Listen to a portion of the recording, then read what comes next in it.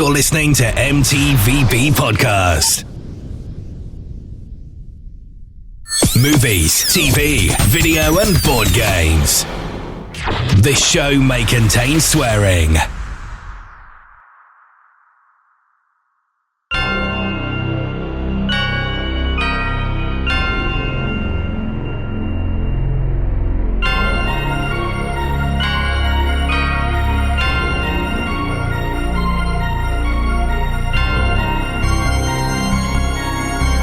Hello and welcome to another episode of the M.T.V.B. podcast, the podcast that talks about movies, TV shows, video games and board games.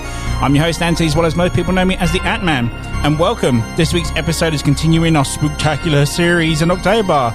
Every episode this month, the M.T.V.B. podcast will be talking about a famous movie series, and today we are going to be talking about the machete wielding, hockey mask wearing Jason Friday the 13th movies.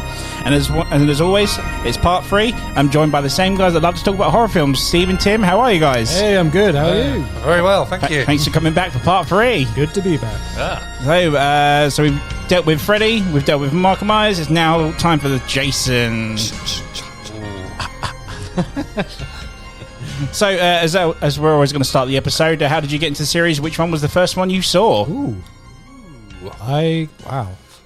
Well, that's a tough one. That is a tough. You know what? Wow, I'm going to have to dig in. I'll go first if you want. So basically, the first one I ever saw wasn't even the first one. It was number 8.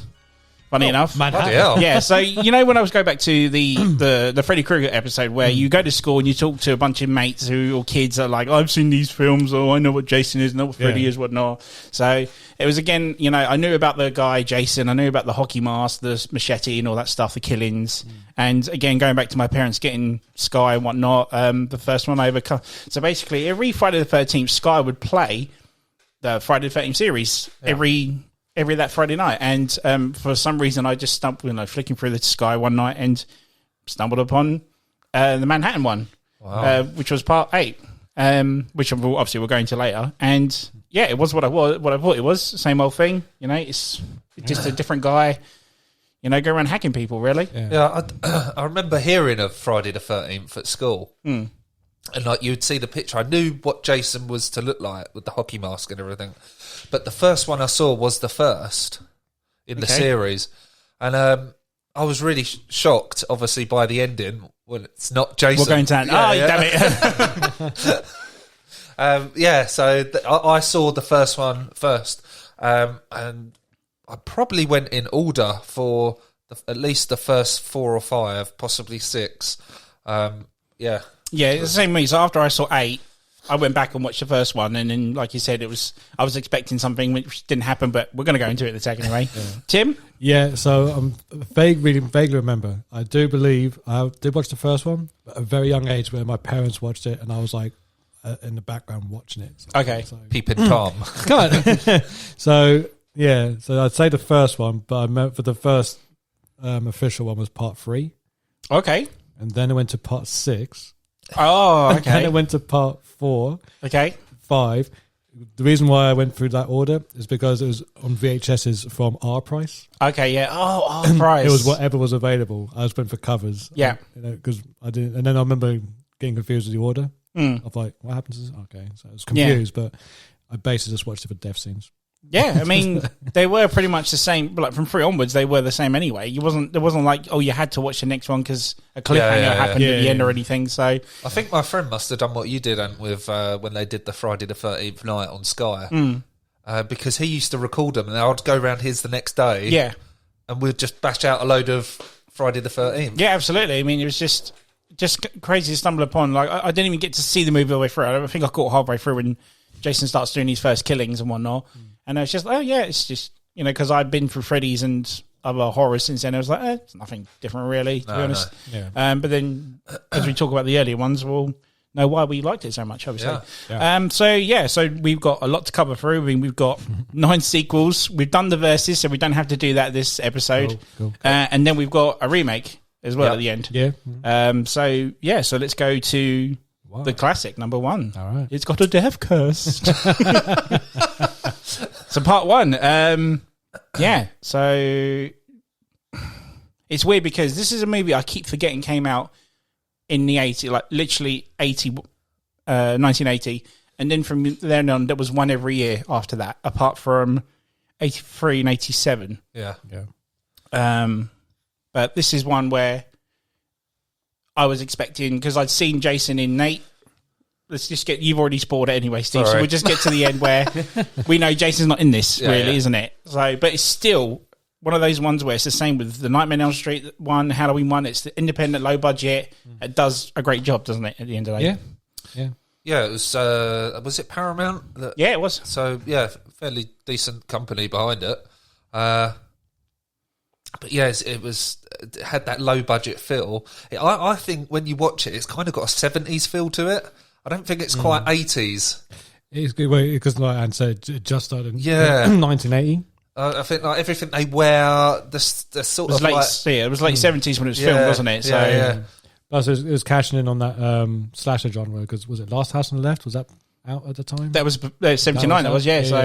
So I think that's when, isn't that when Sean S. Cunningham saw that and said, right, we need to capitalise on that kind of like genre of horror. That's right, yeah. But he was also a big Hitchcock fan, so he wanted a big twist reveal at the end, like Psycho. So it has that kind of feel to it. Yeah, it's the ending's kind of a reversal to Psycho, isn't it? Yeah. So, yeah. I think what I found unique about not just the first film, but many in the series, is that they kind of had that like POV of the bad guy chasing or just spying on whoever. I just found that really creepy when I was young, like that you're in their mindset, and then you kind of think it's a bit like Jaws, you know, when like you get the footage of the camera goes above the water slightly. You think, well, is it the shark or not? What are you?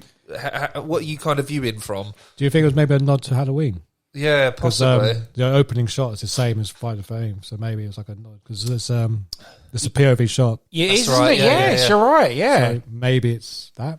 Yeah, could be. Yeah, yeah. So the basic premise is that Jason is a young boy at a camp who's either not very well or he's deformed. He's deformed. You ugly little shit. That's a face only a mother can love. A deformed child, and obviously in the 70s and 80s, like children like to bully people who's deformed, and obviously they threw him in the lake, he drowned. Mum was very upset. Like a summer camp. Yeah. She works there, but we somewhat find that out later on that she worked there. So the reason why the son drowned was because the teenagers who were supposed to be looking out for him were having sex in the They were making love. Yeah. So how dare they? Exactly. How could you? Yeah. But there's some brilliant practical effects in it for the time. They do look dated, and it's done by the great Tom Savini as well, straight out of Dawn of the Dead as well. Yeah. So I mean, it's kind of weird because it's weird how Tom Savini did this, but didn't do parts 2 and 3, but came back for 4. It's really odd. Right. Yeah, really odd. But going back to what Tim was saying, a lot of fans believe that the score is a Psycho ripoff as well, to a degree. Because I know the composer's a fan. Yes, exactly, yeah. Hence the whole Hitchcock kind of twist ending like Psycho. So I almost wanted that. Harry Manfredi or something? His name, I think. Yeah. Then it was like, I think it was Bernard Herrmann or something. I can't remember. That. Yeah. That was his biggest influence. So it's more influence than copyright, I'd say. Lots of sort of streaking violins and stuff. Yeah, but he did create the whole yeah. Does everyone know what he's actually saying? No. Kill her? Kill her. So he says, but he doesn't say the full word, so it's k. So instead of kill, it's k. And then just echoes. So it's k. Okay. Everyone says ch, and then cha. But it's not. It's k. Yeah. I did not know that. Yeah. I knew it was kill her, but I didn't realise there was a certain repeated to it. I thought it was literally kill. Yeah. Looking for the magic. There's my life looking for the motherfucking magic. I think there is one scene that gives it away who the killer is before the end of the movie when you find out. But you would only know this after you've seen the movie. Okay. So the bit where they're all in the big lake, all messing around and what have you, jumping off the piers and stuff, you get the classic POV shot from Mrs. Voorhees. As the hand comes up to move the trees out the way, like the leaves and that, you can see it's a woman's ring on the wedding finger. Okay. Like a proper... Yeah, I wouldn't have noticed that. Yeah, you'd only... I literally... to the naked eyes. Yeah. You'd never see it unless you were looking for it, but it does give it away now. But you going back to the practical effects we were saying by Tom Savini. Yeah. Like, do you remember the girl who hitchhikes? I think she's the one who dies first, isn't she? Yes. She obviously escapes from Mrs. Voorhees, but then Mrs. Voorhees manages to stop her. And then she slits her throat, doesn't she? Yeah. But nothing actually happens till the victim moves her head back. Yeah. So you think, has she killed him? Has she killed her, whatever? Yeah. And then, obviously, when her neck moves back, the blood pours out. I was like, whoa, that's it. And as soon as the blood comes out, it cuts, doesn't it? Face to white. Face to white, that's it, sorry. Yeah. And then you've got the classic, obviously, a very young Kevin Bacon's death scene. Kevin one Bacon. of the best ones in that, is one of his best death scenes is that one, isn't it? Yeah, apparently it was a happy accident the way it squirted out. Yes, I heard about this. Yeah, so he was trying to pump it with like some sort of like a bike, what do you call them? Bike pump. Bike pump, yeah. And then just wouldn't do it. Yeah. Or he pushed it too hard and then the tube like just fell out. Ooh. So then Tom Savini just like breathed into the tube like very heavily, and then that's why it squirted almost too much. Oh, so it goes, that's why it goes over his mouth. Yeah. Okay. He breathed too hard and just put too much pressure on it, and then and they kept it in. Well, it was a one take deal. Oh, so right, okay. We'll do it now. I'm gonna have to didn't have the budget for it. Exactly, yeah. Jeez. So yeah, all in one take. So yeah, worked out. So yeah, going back to obviously when I was a kid, I was watching this movie and was just waiting for Jason to pop up, because I want to see this origin. I want to see why he starts killing him, and he never came up. Obviously, did he? The killer ends up being Mrs. Voorhees. But going back to what I was saying with the Psycho, is that it's reversed, isn't it? Yeah. In this one, so now it's the mother gone crazy, not the child over the mother. Yeah. Which again, I didn't really notice until people pointed it out. I mean, did you guys have the same sort of thing with that? I mean, no, not until I saw it was a documentary. Yeah, a couple of years ago, but I remembered it. Jason's having the influence on. It's like a split personality, isn't it? Like Norman Bates had with his mother. He was when he walked in that house, he was his mum, wasn't he? Sort of thing. Because she has there's parts where she's like, "Kill her, mommy, kill her for me," and sort of thing. I will, Jason. Yeah. Don't you worry, Jason. And then obviously with the main protagonist kills Mrs. Voorhees, and then we have the ending to the ending. So do you remember what that was? So obviously she gets her head knocked off. Chopped, more like chopped. Just gets her head chopped off. Yeah. The main survivor jumps in a little boat or canoe, isn't it? I think it's a canoe. Yeah. Which goes out into the lake. You think all is well. The police arrive. Happy music. Happy music. It is. It's very calm and soothing, isn't it? It's like sort of synthesizer-y sound, right. isn't it? And you think it's over. It's over. It's done. The film's done. It's done. It's like one of those like 70s like family sitcom sort of musics. Yeah. Yes. Where it's like everything's all lovey-dovey, birds and bees. That's right. And she sees a cop on the other side of the water waving at him. She's like, "Oh, she's saved. It's fine." Was just stroking the water with her finger. I That's think I was. I was about to ask why. Like, the stream is beautiful. Yeah. And you feel, as the viewer, you feel safe. You think, well, the movie's done. She's dead. Yep. She's alive. Sorted. Police are here. Everything's fine. And then, literally, bang, Jason just... As a little boy. Covered in seaweed and river muck and whatnot. And his deformity face and slow-mo. And then you got the kind of like psycho kind of like noise going. It is, isn't it? Yeah. What happened to the little boy? And then pulls out, and then turns out it was a dream, wasn't it? Yeah. It makes out it was a dream. She wakes up in the hospital. Well, it's the fade to white classic, isn't it? Yeah, and or was it? Yeah, this is just what I was going to get to. It was because she wakes up saying, "Where's the little boy?" And she's like, "There was no little boy." And she's like, "Well, he's still in there, isn't he?" And then we're led to believe, is that a dream, or like Tim said, was it? I'm going to go for it was. I say it's a dream. I say it's a dream because of the sequel, the way it starts. Exactly, exactly. So. The other thing I like is, so throughout the whole film, you don't see the killer. You see from like their perspective. Sure. And the attacks are very like stealthy or they're well planned, what have you. But then, obviously, you find the killer at the end, and it goes for the sequels as well later on. When you've got like the last one or two remaining, it almost switches round that you then see everything from the other perspective, and you see more of the killer going around. Do you know what I mean? They're like trying to find the person they're after, like the last survivor or what have you. Yeah. It totally switches, and I really like that. I think that's a good way of doing it. Yeah, it keeps the pace going, doesn't it? Yeah. It's quite a slow burn, actually, the first one. It's a real slow burn. Compared to the others, this is like a very slow burn. And I think it's, I'd say it's a series that started that.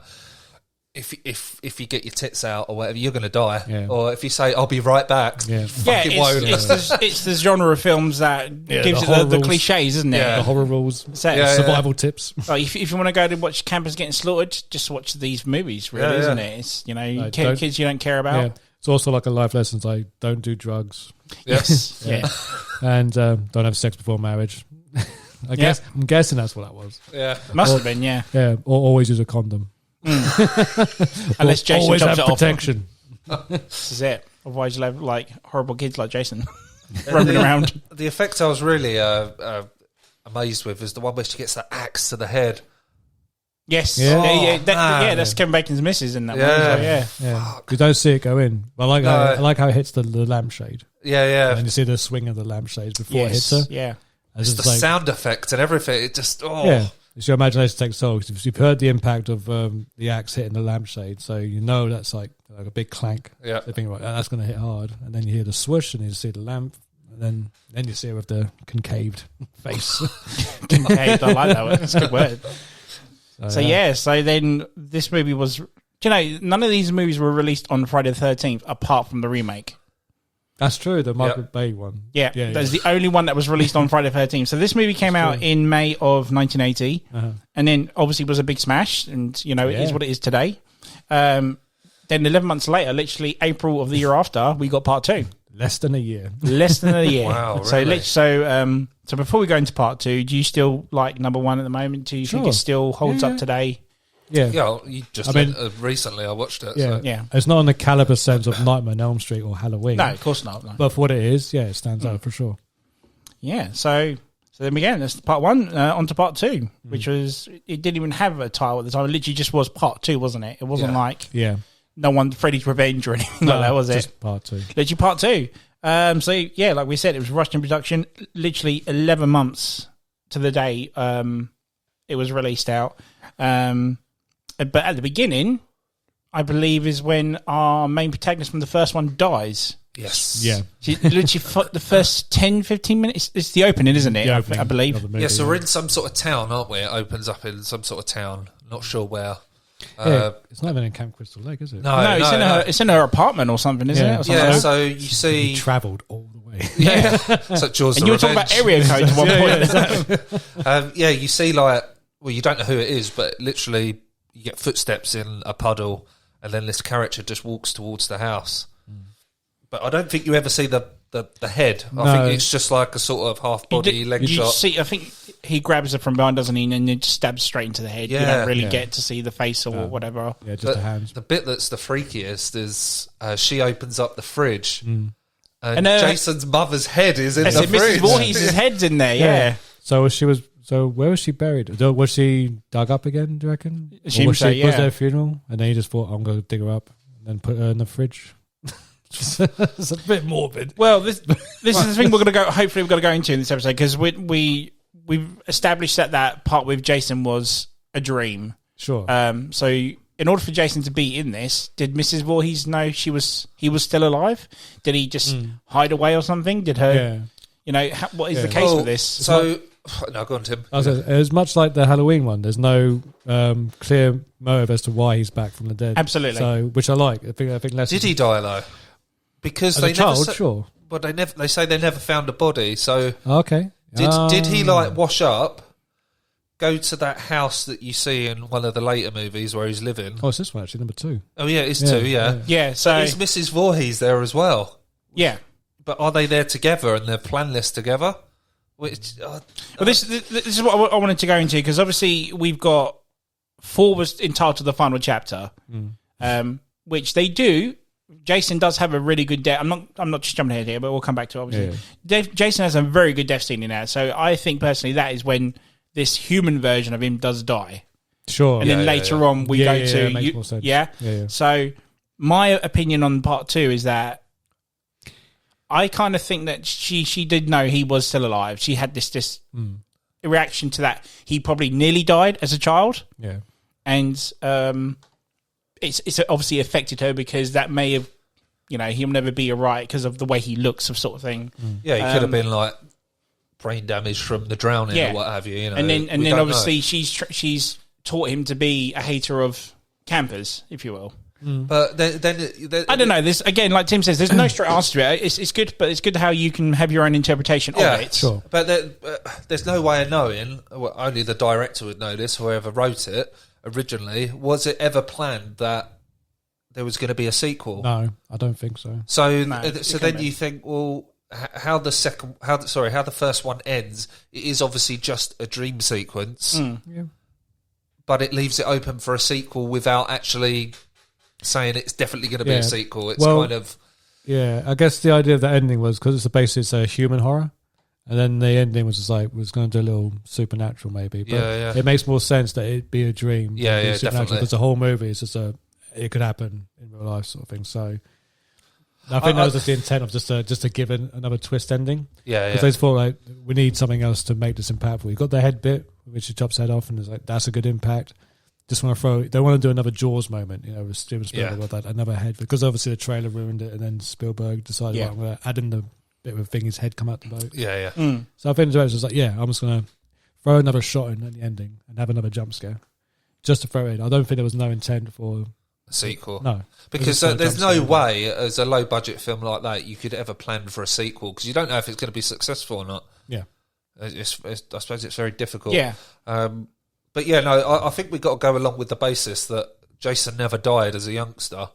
Otherwise, he's from not what I was saying later on, that's where they're kind of leading to, isn't it? Yeah. But apart from, it's a good enough opening. We've killed off our main, what we thought was the main protagonist is dead in the first 10, 15 minutes or so.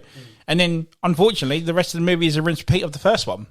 In a sense, yes. In a sense, really. Yeah. It's pretty much, but this time it is actually Jason hacking away at these kids. I think there's one of my favourite death scenes, and I don't mean to say this, I'm nothing against the disabled whatnot, but when he machetes the guy with the wheelchair? Yeah. That is one of the funniest death scenes in that ever. It's because it's ridiculous. Yeah, because it's such obviously a dummy. Yes, that's why I was going down the steps backwards. Yeah, it's it doesn't even flip. It's it doesn't go, because he would have literally fallen down backwards, wouldn't it? It's impressive how it didn't. That's what I'm saying. It's very clever. Yeah. Because I want to know they did that. I want to know. Even on the documentary, it doesn't tell you. Yeah, I do find particularly the second one, very hard to differentiate from the first one or some of the others, because it just plays it so safe. Yeah, the characters, arguably the first one, all the characters are not that interesting either. No. It's there's no weight to them. You don't really feel, you just don't give a crap who dies, really. The guy that runs the camp, he's quite believable. I think he's a fairly good actor. Out of all of them, he's probably one of the best actors in it. The campfire story tells also. That's really good. Yeah. Which they reuse in part 4. Yeah. Yes. Yeah.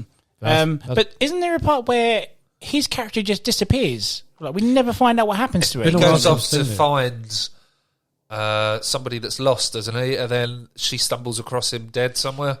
I'm very vague on the plot. I just remember certain scenes. I always remember that part as to be he just disappeared, or we never really found out what happened to him or something. No, I'm lying, sorry. He does disappear for a bit, but then he gets thrown through the window, doesn't he? Yes. Through the window! Boom! No, sorry, yeah.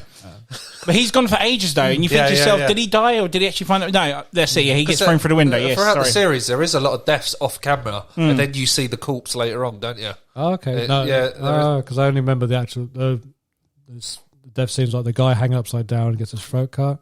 There's the two people having sex, and then there's the spear through him. It's the kebab, isn't it? The kebab, yeah. And then there's the wheelchair, the best one. The police. Yeah, it is, man. The one I find bizarre is the policeman.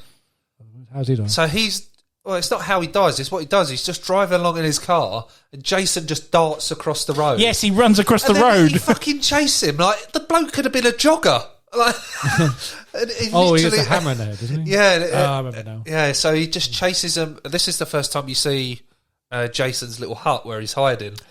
So he literally follows him. They go across a stream, and he stumbles across this hut. And he goes in there and he opens a door, and all you see is this yellow light glowing on his face, but you never see what he's looking at. And he's like, "Oh my God!" And then Jason comes behind, smacks him on the back of the head with a hammer. Yeah. So this is what I'm saying. So the house implies that he was alive and was just living out in the woods. Or he's a full-grown adult in this one. Because there's like dogs and stuff that are half-eaten they find, and stuff like that, or animals. So he's obviously... Again, very Michael Myers-esque as well, isn't it? So... But obviously, this is Jason, but he still doesn't have the hockey mask in this movie. Nope. Oh, he's got a bag or something. Is it potato sack? Is it potatoes? Yes, something potato like that. Potato sack with 1 hole in it because he's only got one eye. Yes. Oh, that's genius. I forgot about that. Yeah, he does, doesn't he? Yeah. So yeah, deformity. Yeah. So we get to the ending. Obviously, do you remember how the heroine defeats Jason in this? Yeah, a machete through the shoulder. But the way how does she do it though? She puts on the jumper. Oh yeah, she puts on her mum's jumper. So in Jason's cabin, he's got a shrine to the mother with the jumper, her decapitated head with a load of candles, which we still don't know how he got hold of. What, the candles? Well, the candles, the cardigan, all of it. The fuck do you light those out there? What's he do for work? How does he afford this? Yeah. I reckon he was around in the first one and he picked up Mum's head, walked off of it. Well, and they just buried her body without a head. Yeah, fuck it. Yeah, just self-fucker. You suck. So if we're saying that he's human in this one, right? Surely a machete cutting through your collarbone all the way down to your chest would kill you. Well, we're going to go into more of this because there's parts where he does get hurt though. Like Jason, gets. The thing is though, he when he gets hit in this, he's very human with the reaction. Like he's kicked in the nuts and you see him struggle to get the girls and whatnot. So he's not like when people say Jason doesn't run in these movies, like he does. Yeah. And that's pretty much. Two. Yeah. I mean, doesn't she... There's one more jump scare after his death. I was about to say, is there one more? Well, she goes back to one of the cabins, sees her boyfriend. She's very happy. And then she hears her dog. Yeah.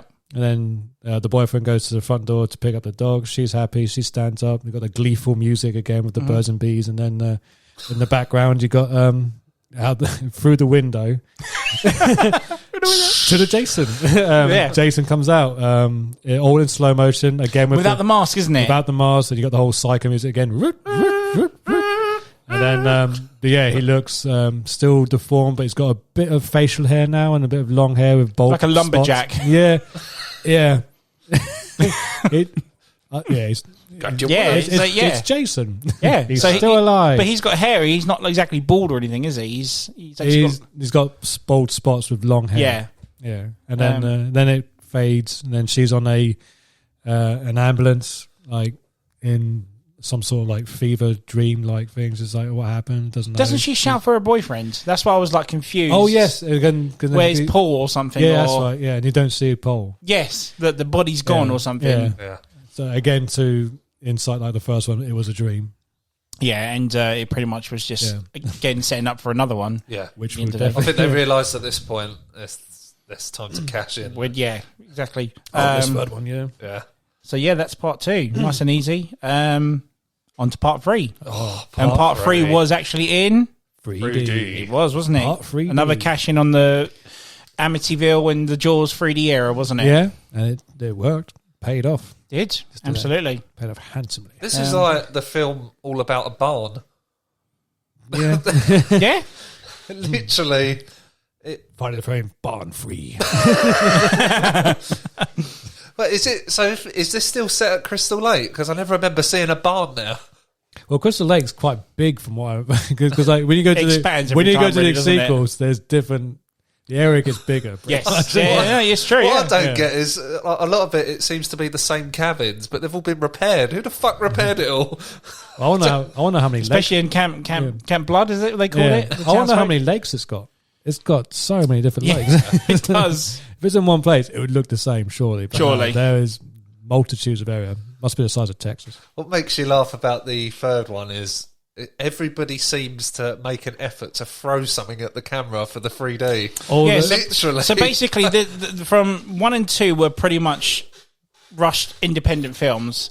Sure. When it got to 3, this is where they had a gap and got thought about it. The budget bigger, and it felt a bit more mainstream. Obviously, the 3D being kicked in as well now, which I probably wouldn't mind watching if it was in proper 3D. They came on Channel 4 once. Do you remember it? No, did it? Yeah. Seriously? It was about 7 or 8 years ago. They actually put it in 3D. No. Yeah, so they did a thing where they said, like, even I forgot what newspaper it was.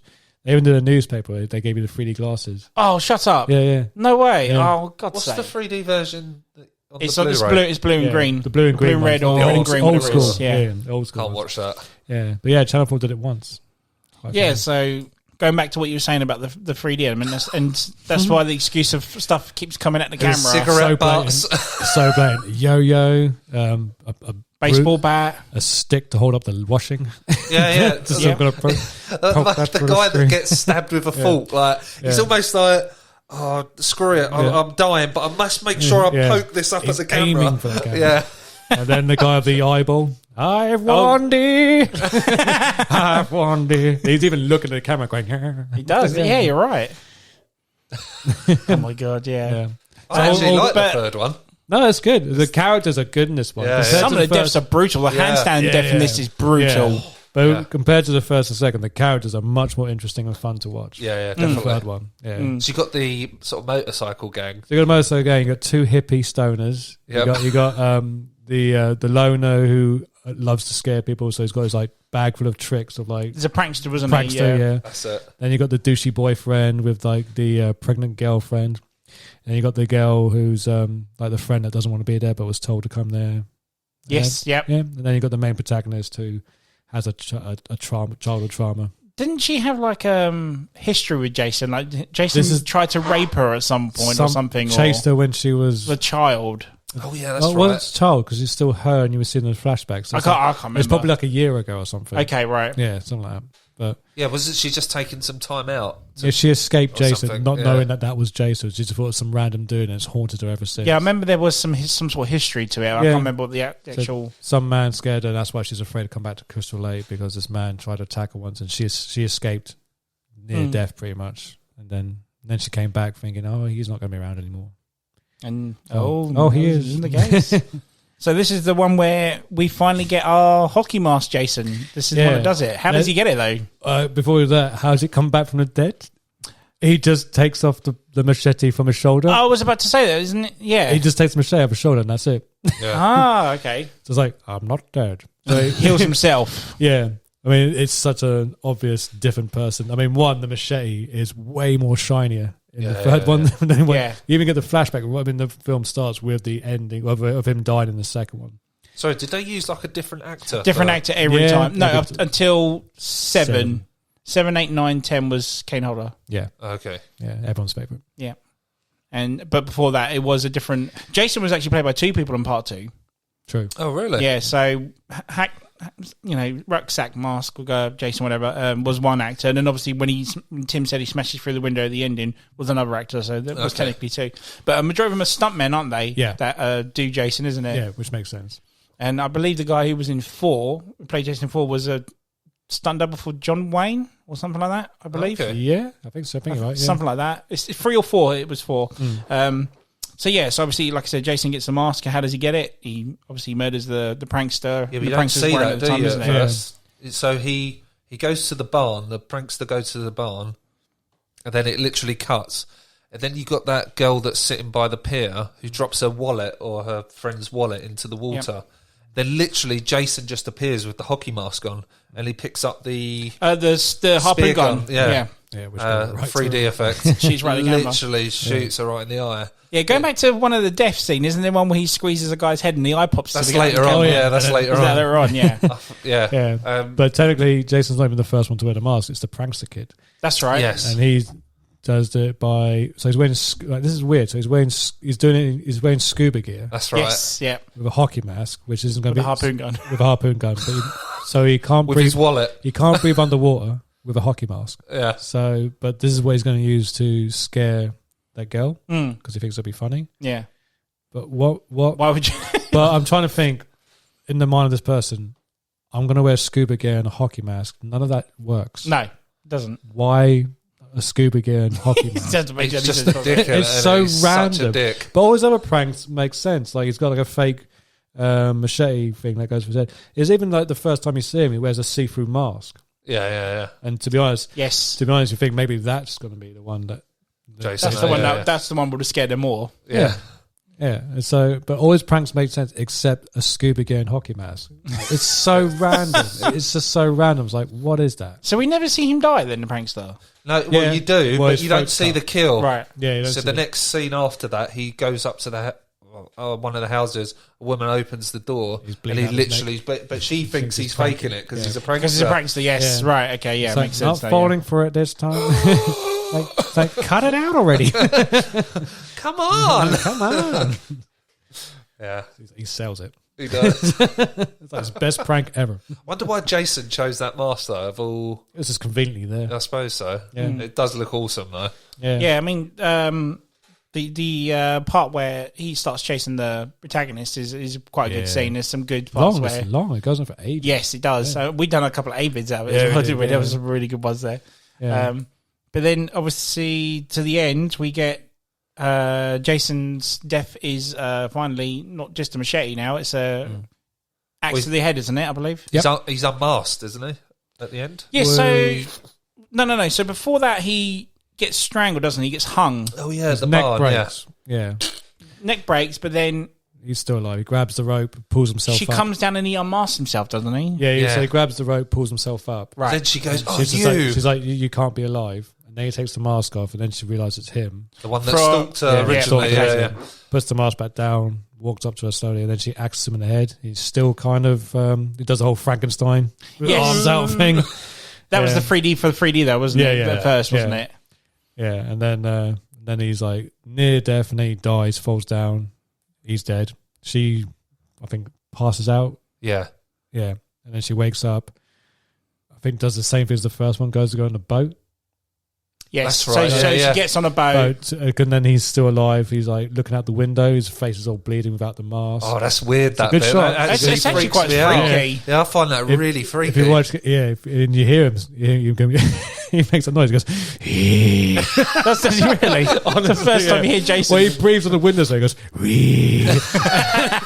and then he does the whole, trying to break through the window of his fingers. Yeah, okay, yeah. It's odd. And then the next scene is just him busting through the door, like the door actually flies off the handle. That's right. Yeah. There's that like that shit-eating grin. Yeah, blood trickling down his face. Down his head where he's just had an axe in it. And then he runs towards her. It's like, hey, he's running. There you go.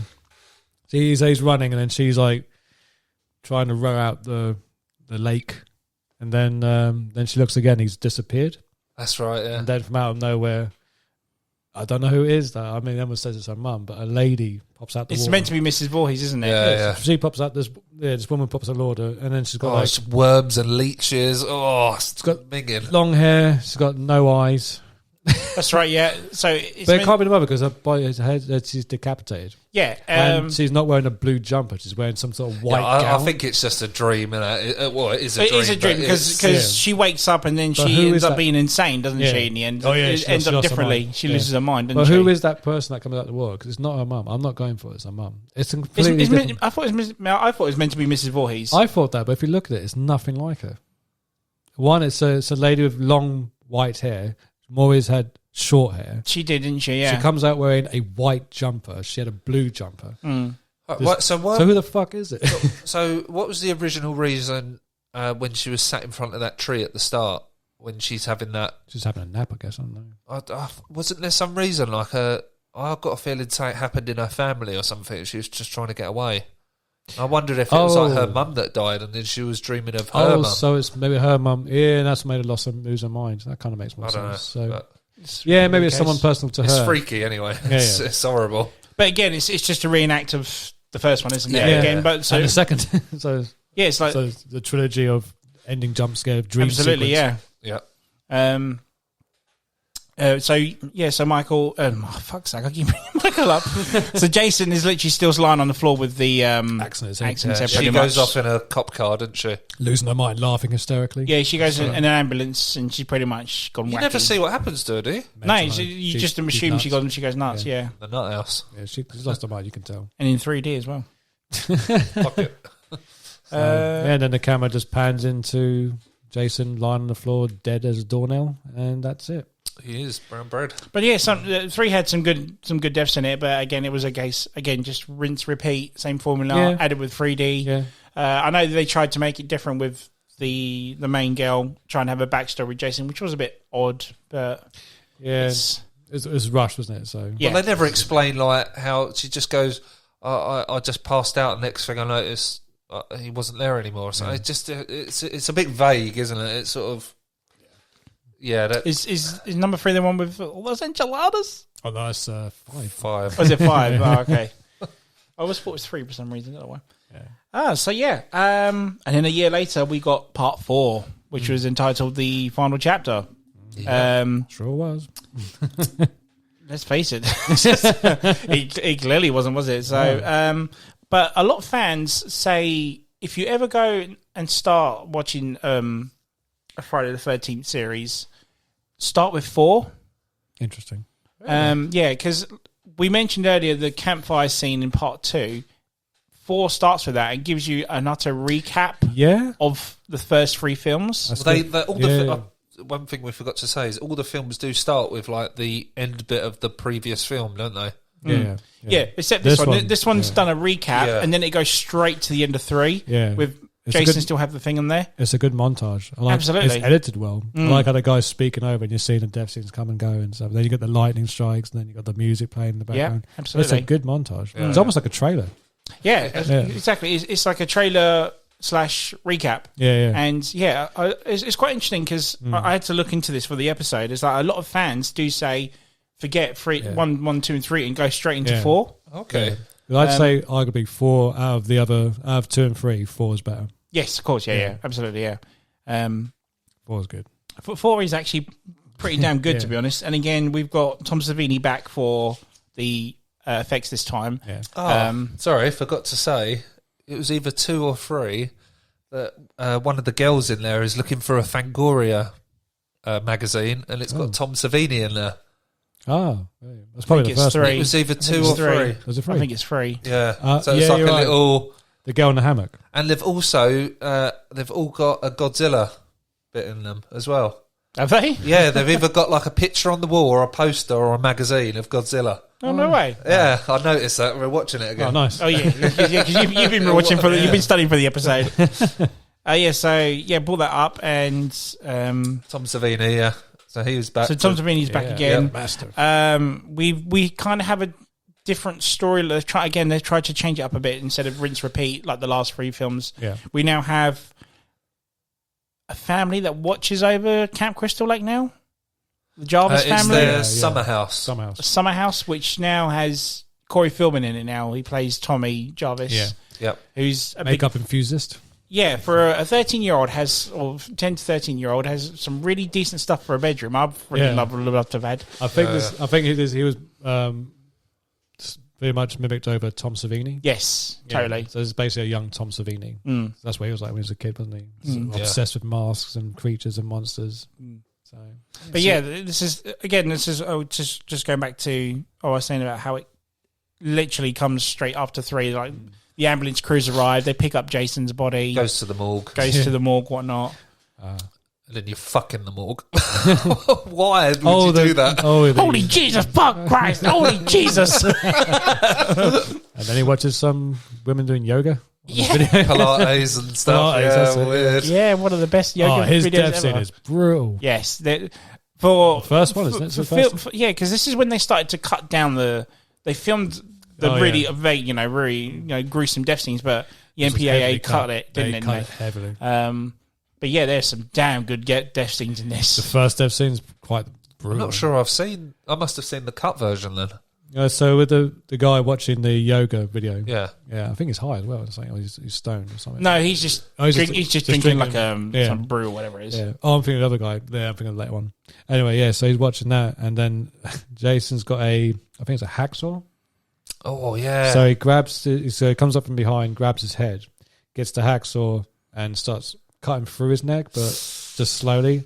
And doesn't cut all the way through, and then throws the hacksaw down, and then turns his head all the way around. Yeah, completely snaps the neck, doesn't he? Well, snaps the neck, but then just twists it all around. Yeah, it's a very quick cut. It's like a second shot. Wow. Like I said, they were shot longer, but they were cut quite badly. And like we'll go into in a sec. There's a specific actor who appears in this, another young actor appears in this. He gets a bit of a gruesome death scene, but it was filmed longer, but again cut shorter in the film. Yeah. Also, no, that's the next one. Beg your pardon. I'm reading my notes too far. Sorry, one sec. So they get killed off in the morgue, don't they? The doctor and his girlfriend. Yeah, I can't remember how the nurse dies. She drops the bottle, doesn't she? And then he pushes her up against the wall. I remember smashes her. Does he smash her head against the wall or cave her face in or something? Later. That's later. Okay. That's the guy in the shower. Because there's a lot of gruesome death scenes in this film. Yeah, definitely. I can't remember the nurses. Yeah, so again, it's kind of a rinse repeat of the last three. So we get new campers come in to Crystal Lake, but now it's watched over by the Jarvis family. Yeah. One of the kids in the group is a very young Crispin Glover, aka George McFly. Yep. Who has one of the best dance moves in cinema history. It's devastating. It is a great dance. It is a great dance. Apparently, the song playing isn't the song he's dancing to. I've heard about that. Yeah, I can't remember. It's a hair metal song, right? I can't remember what the original one is. It's on YouTube. You can find it. Okay. Apparently, someone's edited where you can actually play the actual song that he's dancing to. But Crispin Glover, as in real life, is quite an eccentric person. Yeah, I find that acting's gone up quite a few notches in this one. No, he's very unique as to who he is. Yeah, it's like there's almost him being him. Yeah. Like I say, he's very enthusiastic and just wacky and surreal sort of person. But I love how he's almost the idiot savant because he plays the fool, but he ends up later on getting laid and. So he's essentially the guy that no one wants to hang out with, and they call him like a dead fuck or never gets the girl. He's a dead. Yeah, he's known as a dead fuck. Well, because the guy is like, it's set in the 80s. He hasn't got. I don't know what he's got. It's not a laptop, is it? Because I wasn't around then. So what has he got? What is that thing he uses? I'm not he's sure. He's got some sort of computer thing in his car. And he's like, probably like a modern 80s calculator or something. Well, he says it's called a computer. He goes, look, the computer don't lie. So he says, I'm going to ask the computer. It's like, are you going to get laid this weekend? So, and he's like, it says you're a dead fuck. He goes, what? A dead fuck? He goes, a limp head. He goes, like, oh, I get what it means. Yeah. A dead fuck? Really? He goes, that's what the computer says. Fuck. Must be true. Yeah, so when a computer says dead fuck, it's not as in like you're going to die dead fuck, as in you're rubbish in bed. You're rubbish in bed, yeah. But it did literally mean you're a dead fuck because we all know what happens to him. Exactly, yeah. But he gets the girl as well, doesn't he? So luckily enough. Yeah, that's the thing. That's the idiot savant thing. Like, he plays the fool, but then the girls like him because he's like, again, he's just like eccentric character. It's like he's very unique and And it's weird how his guy, his mate that doesn't tells him he's a dead fuck doesn't get a girl. He just gets high and watches porn. Yeah, well, he's one. They're both trying. And he would dictate to himself like, I'm the one that's going to get laid and you're not. So he turns around, and even when Chris Miller gets laid, he says to the girl, "Was I a dead fuck?" And she goes, "You're incredible." And he goes, and then he goes downstairs to brag, doesn't he? That's right. Yeah. He goes like, Ted, where's the corkscrew? Well, he goes down with her panties. Yes. Passes it to him and goes, "Why don't you run this for your computer?" Yeah. He goes, "Hey, congratulations." He goes, "Hey, where's the corkscrew?" "Hey, Ted, where's the corkscrew?" Literally gets like a meat cleaver straight in the head, doesn't he? With a corkscrew in his hand. Yes. He gets the corkscrew. But again, the meat cleaver goes in there and the blood pours out. Again, it's a very quick shot, but the original one, it's there for a good 10 seconds and you just see it pouring out of his head. Crispin Glover so well. No, I love the silent scream reaction. There's something eerie about that. He just got a machete for his head, and there's like his face is like obviously screaming, but there's no sound of his like voice. Yeah, just in total shock and awe. Like, yeah, it's good. Again, some great masterful work from the classy Tom Savini. Yeah. But this also has some damn good stunt work in this film as well. There's like a part where Jason throws a woman out a window and she sells it. Yeah. Mate, does she ever? Oh, God, man. There's some damn good stunt work in this movie. So again, rinse, repeat, same thing, campers die, and then we get to, obviously, the ending where Jason is now, for some reason, after Tommy, Corey Feldman, and his sister, is it sister or his mother? I can't remember. It's his sister. I think the mum dies, didn't she? Yeah, yes. She dies later.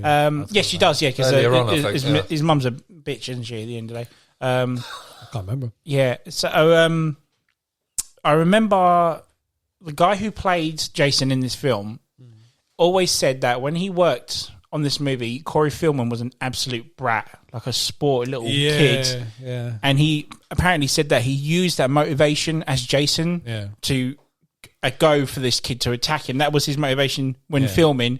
Like, I'm going to get this little shitbag, sort of thing. You can see it. Yeah, totally. He's actually running and stuff. Like, then there's like there's that bit when he throws, I think it's the hammer. And then just misses the girl, but there's that pose he has, that kind of like intimidate. It's not like I'm just going to stand still and walk slowly. It's like he has that like aggressive, sort of intimidating pose where like I'm going to get you. Yeah, especially when he smashes through the door. Yeah. And he does that stance as to say, I'm coming for you. Like, you know, he even turn and says like, where are you? I've got you.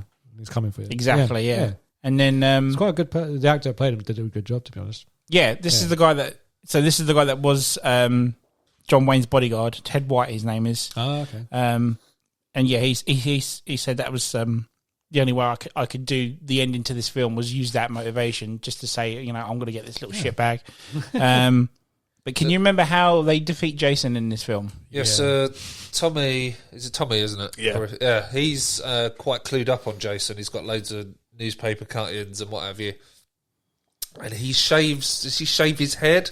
So he shaves his head and then darkens his eyelids to make him look like Jason, a younger version of Jason. So he puts makeup on as well, does he? Well, yeah, he puts black underneath his eyes. Okay. Yeah. And then he literally comes down the stairs. Jason! Look at me, Jason. Remember me, Jason. Look at me. Like literally Jason's... remember me. And he's like... does the whole head tilt. You sound like what's his name? Mufasa from Lion King. Remember me. Remember me. Long live the king.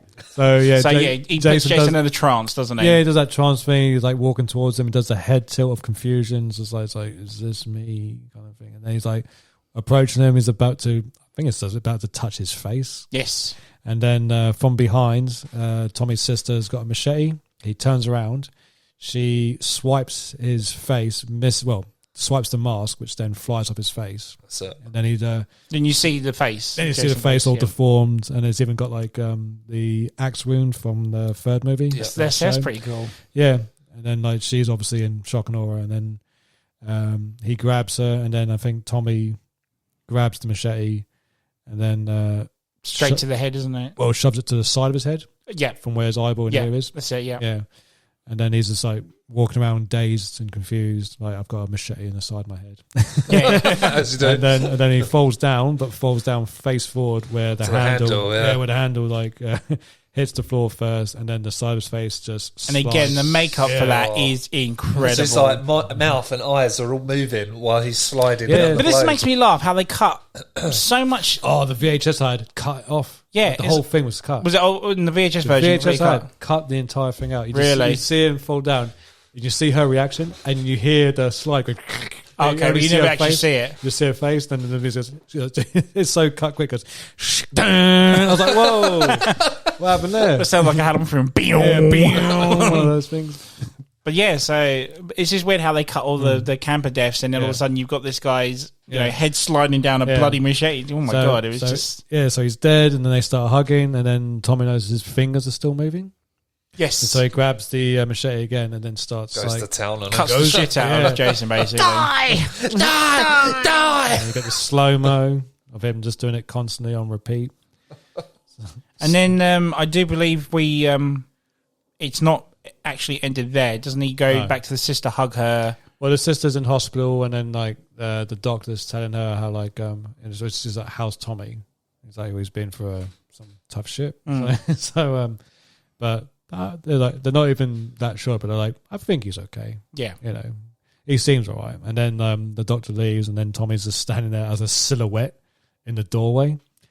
And then she's like, "Tommy," and then he's not saying anything, but he's just standing there as a silhouette. And then he runs towards her and hugs her. And then the camera pans his face where he's like hugging her with glee. And then he opens his eyes and the camera pauses on his face, zooms in. It's like a sort of death stare, isn't it? Death stare, yeah. As if he's going to be the new killer now. The new Jason, I guess. Yeah, and then it fades to black, and then that's the final chapter. Yeah. Leaving the cliffhanger on a final chapter. Yeah, because it kind of... Because I think that's pretty much like where I was getting at. Well, where the actual real-life Jason is now dead. I mean, he's got a shade to the head. It's gone straight through, and it's the final chapter of Jason. The human Jason, but not Friday the 13th, the franchise. No, that exactly. still lives on because Part 5 is now here. Exactly. Yep. So I kind of have a soft spot for 5. I don't think 5's that bad. 5 has the most death scenes out of all of them. Has over 20. I've really enjoyed 5 watching. Has over. There's a couple of stupid bits with the that's what makes it good. With the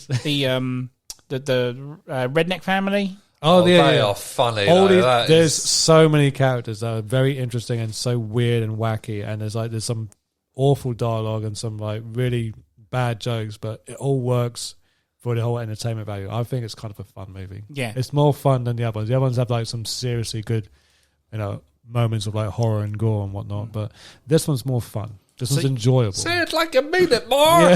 So very quotable. So Part 5, A New Beginning, it was entitled, wasn't it? So A New Beginning. Indeed, yeah. Interesting opening. I actually like the opening. It's interesting. Yeah. So it's a dream sequence, isn't it? It is a dream sequence because Corey Feldman couldn't come back. They wanted him back for it. He wanted to come back, though, didn't he? He wanted to actually come back. Schedule conflicts with Goonies. Yes, it was. Yeah, it was the Goonies. Yeah, he did shoot one scene for it though, didn't he? Yeah, the opening. He was allowed to do one scene. Yeah, he wanted to come back for it, but he was which he literally did overnight in his back garden, I believe it was. Right, yeah.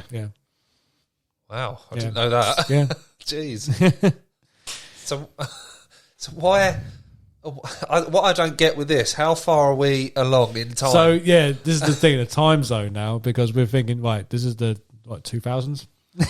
Yeah, so we've established. So he's what 20 odd. He was a kid. He's like ripped. He's got like six pack. We're technically 84, 85 now. And now it's 1995. And so after the dream sequence, Tommy is now an adult, isn't he? So we don't know. Adult. He's a full-grown adult, but still in the 80s. The guy's got some good hormones.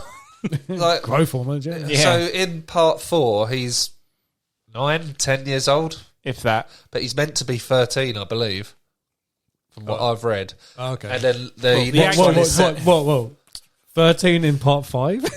No, Part 4. I was going to say... So that was meant to be Part 4. He's 13. Right. And then Part 5 is set 5 years later. 5 years? Yeah. So he's maybe 16. No, I would say 18 or so, maybe. But he looks... like he's in his mid-20s, late 20s, early 30s, maybe. 30, yeah. He probably is 30, but yeah. Okay, so he's maybe 18. So we've obviously jumped ahead now. Tommy's grown up, and he's been living in a but hold on, we need to do the dream sequence. No, we've done it already. Did we? Kind of. We done it? Well, we was talking about Corey Feldman. But sorry, I thought we did. So go on. Jason's buried in the middle of the woods. Yep. Corey Feldman's out. It's raining in the middle of the night. He's got a yellow jacket. Yellow raincoat. Yeah. So he's, I don't know. So he wants to go check out the gravestone. And then he hears two people coming. So he hides in the bushes. And there's these two guys, I think they're drunk. And they decide, hey, it'll be fun. Let's dig up this corpse. So, as you do. Yeah. That's what drunk people do. So, they dig up the corpse and then they see Jason. He's all there with worms on his face. No, that's Part 6, dude. No. This is definitely Part 5. Trust me. Okay. And then he's got worms on his face, and then like, oh, it's like, well, he's definitely dead. But then he's got a machete which comes out of nowhere. Yeah. He stabs the two drunk men. Then he comes out of his grave with all the bits and maggots all just flop down, and then he sees Corey Feldman in the bushes. That's it. And then just walks towards him, and he's like hyperventilating. Just goes, something like that. Isn't he? Oh yes, okay, yeah. And then he's got the machete, like he's about to kill Corey Feldman. Corey Feldman's like, no. Camera zooms in his face, and then you got adult Tommy having a bad dream 30 years later. Yeah, so he's in the car. He just had a bad dream. And he's being taken to this. I don't know what you call this. It's like a rehabilitation. Not really. Something like that. It's a more chilled out. Not like X-Men thing. Like school for the gifted, but the guy that runs that school, if you want to call it that, it's like a camp. He's the guy that's in Indiana Jones Part 3, isn't he?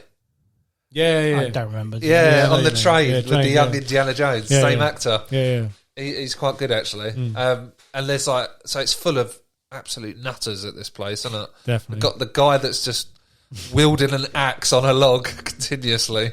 Yeah. Mentally stable man with an axe. Yeah. As you do. Yeah. You got the guy that wants to be everyone's best mate. Who's just who loves candy. Yeah. You got the two girls that are like twins or something, aren't they? That's the fourth one. Yeah, no, there's a group of girls where he goes across and says, "You want a chocolate bar?" And then all their he gets on their clothes and stuff. Yeah. So you got like this girl with long red hair. Sorry, for some reason I thought they were twins in this. No. So yeah, you got a young guy in it. That is, we'll get on to that later. You got the douchebag who likes to talk about himself. And he's got like he wears a mask at one point and does a whole prank. Yeah. Relax, Chief. What's the matter? Can't take a joke? I got no sense of humor. Yeah. I remember the name of that. Yeah. Yeah. And then you got the little kid who's what's his name? I forgot the character's name now. Reggie. Yeah. Reggie the what's it? He calls himself. He's got a nickname. Reggie the. I don't know. Is this the guy that enchiladas? Is that the guy? That's his uncle. Okay, right, yeah. This is the little kid. Yeah. Yes. So that's the only one Tommy makes friends with. Yes, because Tommy's got a mask, and then Reggie's just like, oh, cool, we got masks. That's it. Yes, I remember now. Yeah. Reggie the Reckless. That's it. Yeah. They call me Reggie the Reckless. Original. His brother is like the rip-off Michael Jackson. Oh, he's awesome. He's one of my favourite characters in the film. He's amazing. Mate, when he smokes that weed and then starts going like, and his gets a stomach upset, goes, ooh. And he goes, what's wrong, baby? Oh, damn enchiladas. And the way he runs that toilet, it's so comical. They're like, oh, help me, please. Yeah. And then when he's taking the shit, it's just like, oh. You're going to feel better after that, baby. Yeah. Lighten up, baby. You feel better after you've taken that shit. I'll feel better when I get out of here. This shit box is gross. Amazing. He's fun. He's just a funny character. I like him. Yeah. Right, so the guy that's so Tommy's getting Tommy keeps having visions of Jason, I believe. He's haunted by the memory of Jason and still believes he's alive, I guess. Yeah. He doesn't feel he's died. So yeah, he keeps having these images of seeing him. He'll look out his window, he'll see him just standing outside where the washing line is, and they'll shut his eyes, and then they open it again, and he's gone. It's like Halloween. Yeah. And then, but the first killing is the guy chopping woods. So explain how all this comes about. It's a bit odd. So so there's this chunky guy called, I forgot his name now. Joey? Is it Joey? Yeah, it's Joey. Doing the chocolate bar kid? Yeah. So Joey's just like walking around trying to talk to people and say, hey, do you want to hang out? I've got some chocolate bars, would you like some chocolate bars? And everyone's getting annoyed with him. No one wants to be his friend. He then goes up to a guy that is chopping logs who doesn't want to be disturbed at all. I wouldn't go near this guy. No. He goes not up with an axe anyway. No, he's up to him. He's just like, he just keeps talking. The guy with the axe even says, look, leave me alone. Yeah. Like, back off. He was like, oh, well, look, you can have a chocolate bar. Here, look, I'll put it right here. And then the guy goes, ah! Oh, right on the log, doesn't the way you're going to be. Yeah, just forget it, Vic. Yeah. So he chops his chocolate bar in half with an axe, as if to say, fuck off. And he goes, well, if that's how you feel about it, you can forget it, Vic. Just forget it. But I think you're really out of line. And that pushed his buttons. He's like, oh, fuck this guy. So then, he turns around and then chops him from the back of his... takes his arm off. Takes his arm off, chops the shit out of him. And then he goes to jail. And then the paramedics come. And then... I find this really bizarre. Yeah, don't say anything because you don't want to spoil it for the end, right? I find this really bizarre how...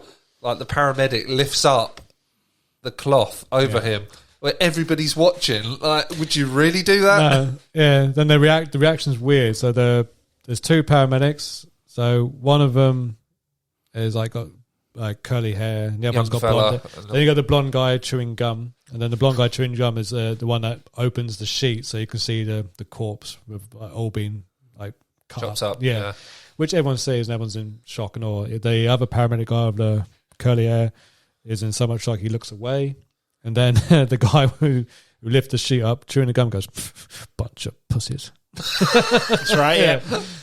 Yeah, and then the other paramedic's like proper shocked by this like dead corpse. Horrified by it. Yeah, and then it cuts to something else. Oh, it's just all of them having dinner at the table or breakfast or whatever. And then we get multiple death scenes. Yeah, like just people getting killed off by. Like you said, it's a lot of deaths in this, and it's the 20, one with the highest. 22, was it? Yeah, 20. Yeah, 22, and counting. Ridiculous. The flare to the mouth. That's another good character. Again, I think it's the small time cameo characters are the best characters in the film. The ones who are in it too long are rubbish. Get a bit boring. Apart from Reggie. Reggie's cool. I like him. Yeah. But all the other there's these. So you got these people dressed in like 1950s like leather jackets, hipsters or something. I don't know what they are. They're trying to be like Marlon Brando, the wild one, but they're driving a car, not motorcycles. They dress like a leather jacket. They dress like motorcyclists from the 50s, but they drive a car, and then the car's broken down. So they're trying to fix it. And there's the guy who's like I've got to go take a shit. He's going to take a shit. When I get back, that shit better be working. And then obviously the guy trying to fix the car turns around. There's a guy with a flag. Oh, what do you call him? Flare stick? It's a flare. A flare, Just a flare? Okay, yeah. So he's got a flare, and he's like, and he thinks it's his mate. And he goes, "Look, man, will you cut it out?" He's like, "Is that you?" And then gets the flare into his mouth. Which is deadly. But it's all about his mate when he comes back. It's the best after he's taken his shit. So the other guy who's dead is now lying face down on the engine. So he thinks looks like he's working. Looks like he's working, but he's dead. But he's fixed the guy. He goes like, "I'm going to start this piece of shit." And then so he gets in the car, turns the key. Within a count of a second, he goes, "It's not even working, man." It's like, "This ain't starting, man. You fucked up again. This ain't starting. I'm going to kick your ass. Kick your ass. Come on, motherfucker. Get starting. Come on, motherfucker. Fix the fucking car. Come on. You fucked up again, you asshole." He's still like, I don't know what he's doing. If he's singing, talking, it's like, it's weird. I was like, what is this language barrier? What is going on here?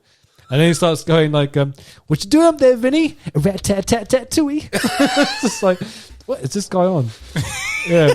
And then somehow the car does start. Yeah. And he goes, "Woo!" And we're off. And then he gets his head cut. So his head, it would have been good if his head got cut off. It's like, "And we're off." Your head is off. Yeah. Jason comes up behind and slits his throat.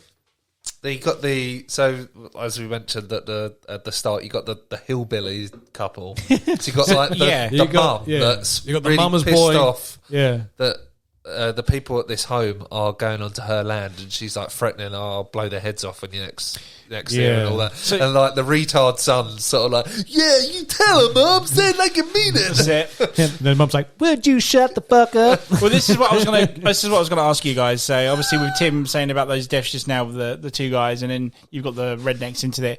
Did you feel like it was going to, like, when you watched it for the first time, maybe into like dark comedy territory and not a horror? Oh, it's hilarious. Most of it, I think, is a lot of it is intentional. But they're wacky and weird characters. This one stood out the most. So I saw this quite young. I was definitely at school. I never looked at it as a, like, well, we have to get to the ending, but because you're not sure what's happening. But if you did you ever have the VHS of this? Not the VHS, no. Read the back of the VHS. Okay. It's odd. It's kind of cluing you in. Okay. So, but we'll get to that when we get to the ending. Okay. You stupid dildo! Yeah, because so we're led to believe that, Jason is dead, but who is doing this killing? So don't they make out like Tommy is copycatting it or something? Or yeah, so theoretically, if they're doing that thing, it's like, because he keeps seeing him. Yeah. Surely, in hindsight, it's like, okay, he's obviously living a double life where he's Jason one moment and then he's Tommy the next, and he doesn't know who he is. Yeah. And he's like, yeah. Okay. Well, he knows Jason better than anyone, and he's kind of... Yeah, or he really is back from the dead, because he's come back from the dead before, so why wouldn't he come back again? Yeah, exactly. So, but the film is very clued on to say, no, he's dead. He's dead. You know, we've been and done, Jason. We're trying to move on. I'll actually go to the VHS bit. It literally just keeps saying like, well, we're going to talk about the ending now anyway. So go for it. So it's like, I think the slogan is, it's like, what was the slogan? It is just saying, these murders are happening again, but Jason is dead, right? And it's like 2 questions mark, and then they say something else where it's just like, Tommy is now having these visions, but Jason is dead, right? It's like it keeps cluing you. It's like, wait, stop trying to convince me like he's dead. So I don't know. It's like, I don't know why. It's like I'm being chastised. Jason is dead. I'm being chastised by a fucking video cassette. So I was like, where's this shit? It's like, don't fucking clue me in. So I'm getting told off by a cover. I can't think the way I was like, no, he is dead. Fuck you. Exactly. Yeah. And look, he is dead. See, piece of shit. Fucking cover. Yeah. So I dare to tell you that. Yeah. So as all the death scenes happen, we get to it's him chasing Reggie the Reckless. Yes. And this is the ending, right? The ending. Yeah. Who's the woman as well? The woman that runs the camp, or was like the second in command. I don't remember. There's another woman, but there's a continuity error, I believe, as well. Okay. Where she's running away. She's at one point she's got a pink sweater on her shoulders, and then she doesn't, and then she has it again. Okay, I don't know. Yeah, so this isn't the one with the RV that crashes. Yeah. No, that's the next one. Yeah. No, there's a bit when Reggie drives like a tractor. That's it. Oh god. Yes, I remember that bit. Yeah. Then it hits Jason in the chest, and he flies backwards. Oh. Yeah. And then they go into a barn. They're fighting on the top of the barn. He ends up hanging off the side of the barn, and at the bottom of the barn, there's a plank of wood with spikes in it, isn't it? No idea what that's for. Just happens to be there. Yeah, what's strange is it's not there when they all walk in the barn. Yeah. Conveniently, it's there.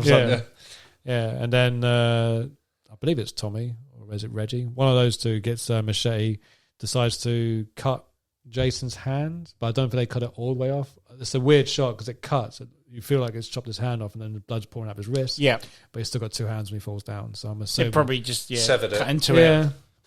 Then he falls down on the bed of spikes, and then the Jason mask is now on the floor. It's off his face, and then you find out it was not Jason. It was one of the paramedics. Motherfucker.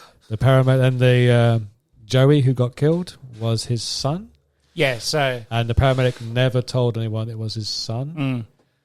And this is what we're told after he's dead by a police officer, which is very much like Alfred Hitchcock's Psycho. So it definitely wasn't Jason, definitely wasn't Tommy. It was literally the paramedic of the guy who died at the beginning, the kid that died with the chocolate bar. So his son got killed by some random stranger and decided to mimic Jason Voorhees. Go on a rampage. Which makes absolutely no sense. And kill more people than Jason ever did as well in one movie. Makes absolutely no sense. It's a real shame because although I quite like the twist of who you find out is, I find the motive of it is just not, like you say, it makes no sense. No. But I love the film. I think I really enjoyed watching it. It's one of my favourites. It's more outrageous, the death scenes. Yes, definitely. It's just more entertaining, and it's dumb and fun for the wrong reasons and the right reasons. Yeah. It works both ways. It's got some really you appreciate likeable... that it did actually try to be a new beginning for the franchise. Yeah. But then the fan backlash was just unreal, wasn't it? Yeah. At the end of the day. But then they do the whole final chapter ending again, where it's Tommy in the hospital, and then even though it wasn't Jason, he then wears the mask of Jason. Yeah, so the ending is him wearing the mask at the end. Yeah, he's got the mask in his cabinet next to the hospital bed, which is... so a girl comes looking for him in the hospital or something. But where did he get that mask from? Is that who gave him the mask? Too many questions. The sort of ending to this film kind of feels like... Ending. It almost feels like they did the preview watch and they weren't... Oh, well, actually, we've got to change something here because it's not quite right, and it just feels a little bit last minute. No, true. But then, 6 will kind of wipe all that shit away and correct it, and because you can just watch 4 and then go straight to 6 without watching 5. Yeah. Yes. Yeah. 6. Totally agree. 6 is pretty much the real sequel, whereas 5's like a bonus, like a side. It could have been a TV episode, really. Yeah, like two-part TV film or something. It's a side maybe. project almost. Like you can. It doesn't have to fit the mythology. It's just there. It's it's there for the death scenes and the humour and the. It's the Halloween 3 of the series, isn't it? Really? Yeah. Not as bad as Halloween 3, obviously, but where they've tried to do something differently and. Sure. Yeah, but it's still it's not a bad movie. I still really enjoy it. It's a good sequel. Yeah, but then we got into one of the better sequels, and then obviously really that was part 5, and then we've got part 6, which is Jason Lives. Awesome. This I'm going to say straight up front. This is one of my favourite sequels of the franchise. Yeah. And I really like. I'm not a fan of the director, but I really like what the director did with this film, especially the opening. Yeah. Who directed it? Some guy called Joseph Marietti. Oh, yeah, I know the guy. Orietti, something like that. But he is a massive fan of Universal Classic Horrors. Yeah, you can tell. And and he intentionally made this film to be shot in black and white. He wanted it to be shot in black and white. Yeah, that'd been cool. And Paramount were obviously dead against it, but at the end of the day, you can turn your colour off on your telly. Yeah, so still do the Mist. Do 2 versions. So this is the one. This is where I was going back to. Saying Jason was human in the first 4, because if we're gonna go through the opening in a minute, aren't we? This is the one that pretty much defies that now Jason is a zombie. He is living dead. Yes, almost a direct copy to 5. Almost. Yes. Yeah. It is almost the same, except the way it comes back is amazing. So good.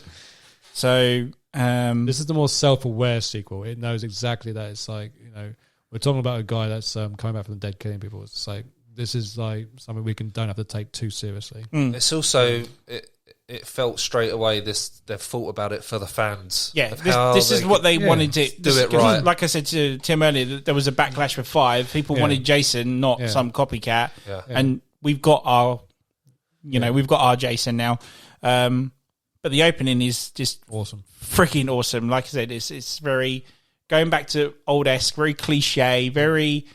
I'm going to bring back the dead, The graveyard scene with the thunder and lightning. Exactly, very Frankenstein, isn't it? Yeah. Very Frankenstein-esque, isn't it? And then we go to the credits, which is very James Bond. Yeah, so basically, Tommy is with a friend of his. He wants to make sure Jason's dead. Yeah. Don't know why. He's obviously still having issues with his... Yeah. Different actor for Tommy. Yeah, totally different actor again. So better actor as well. Better actor as well. So they go to Jason's grave. They dig up Jason...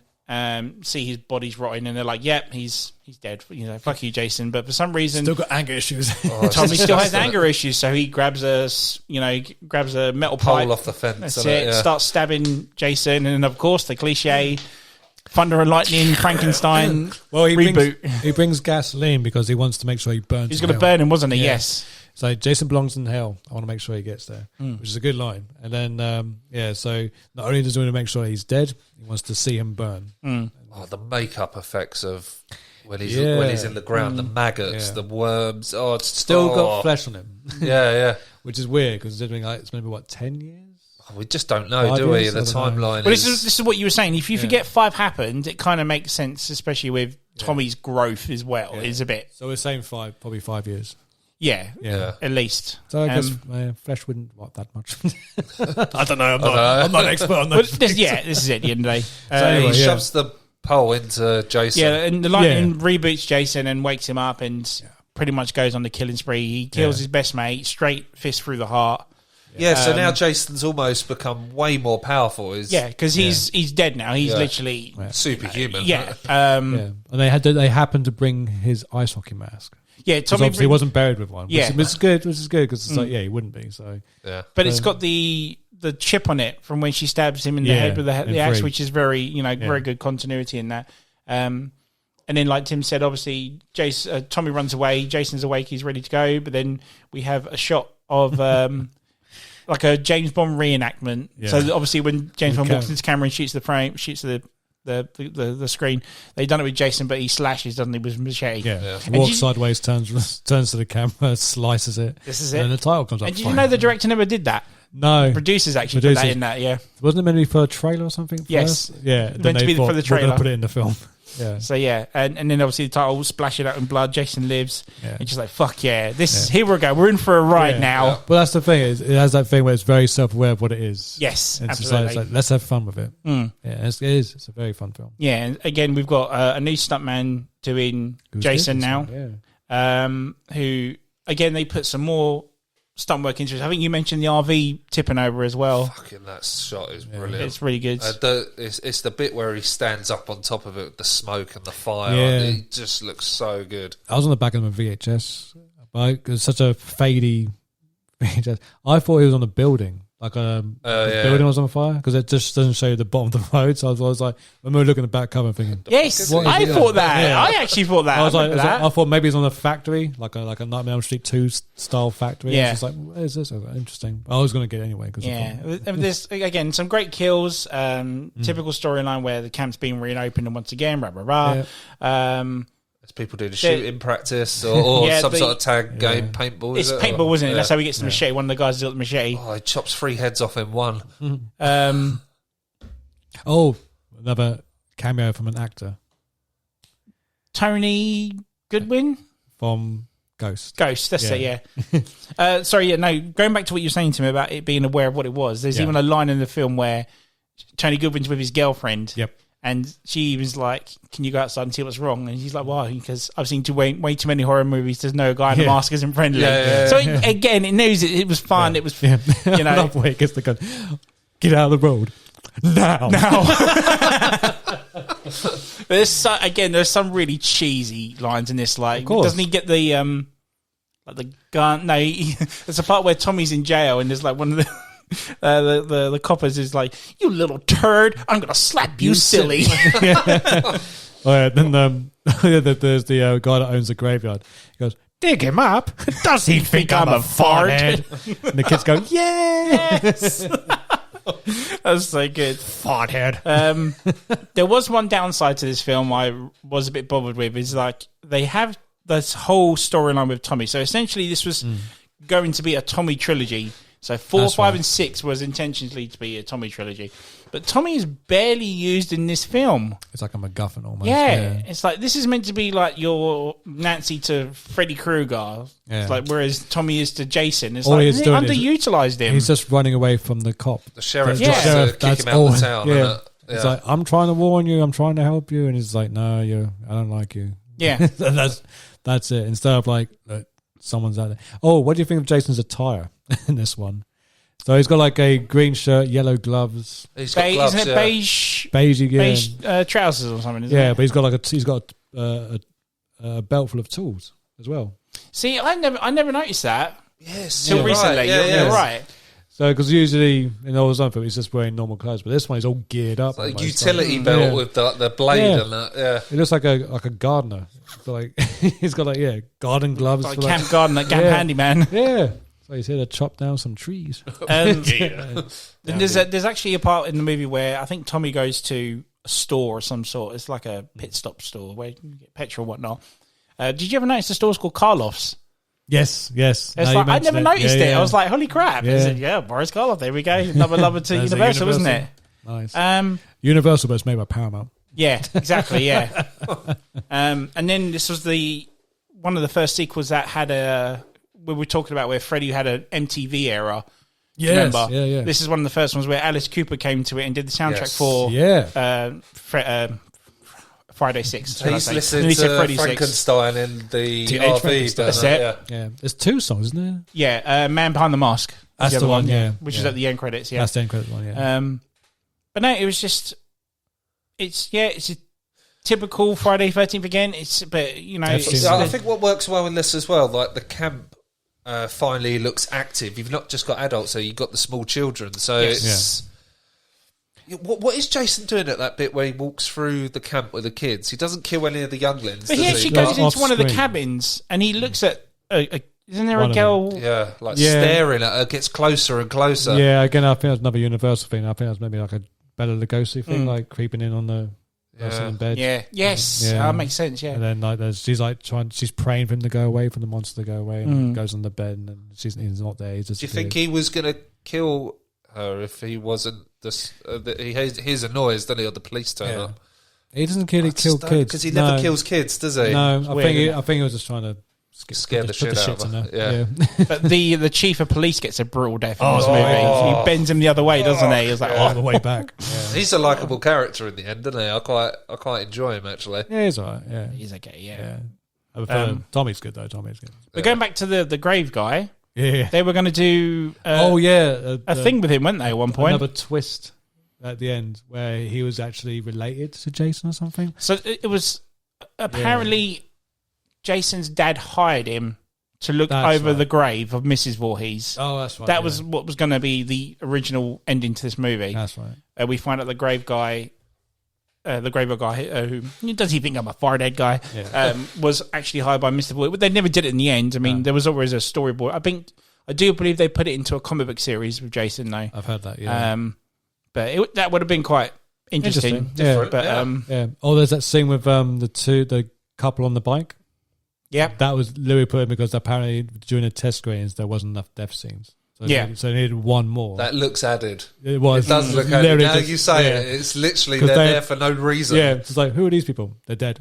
Okay. I'll go with that. This is like, we need more death scenes. So I was going to say, did you think there was something cut or added to this at one point? Because as in like for the MPA. Yeah, definitely.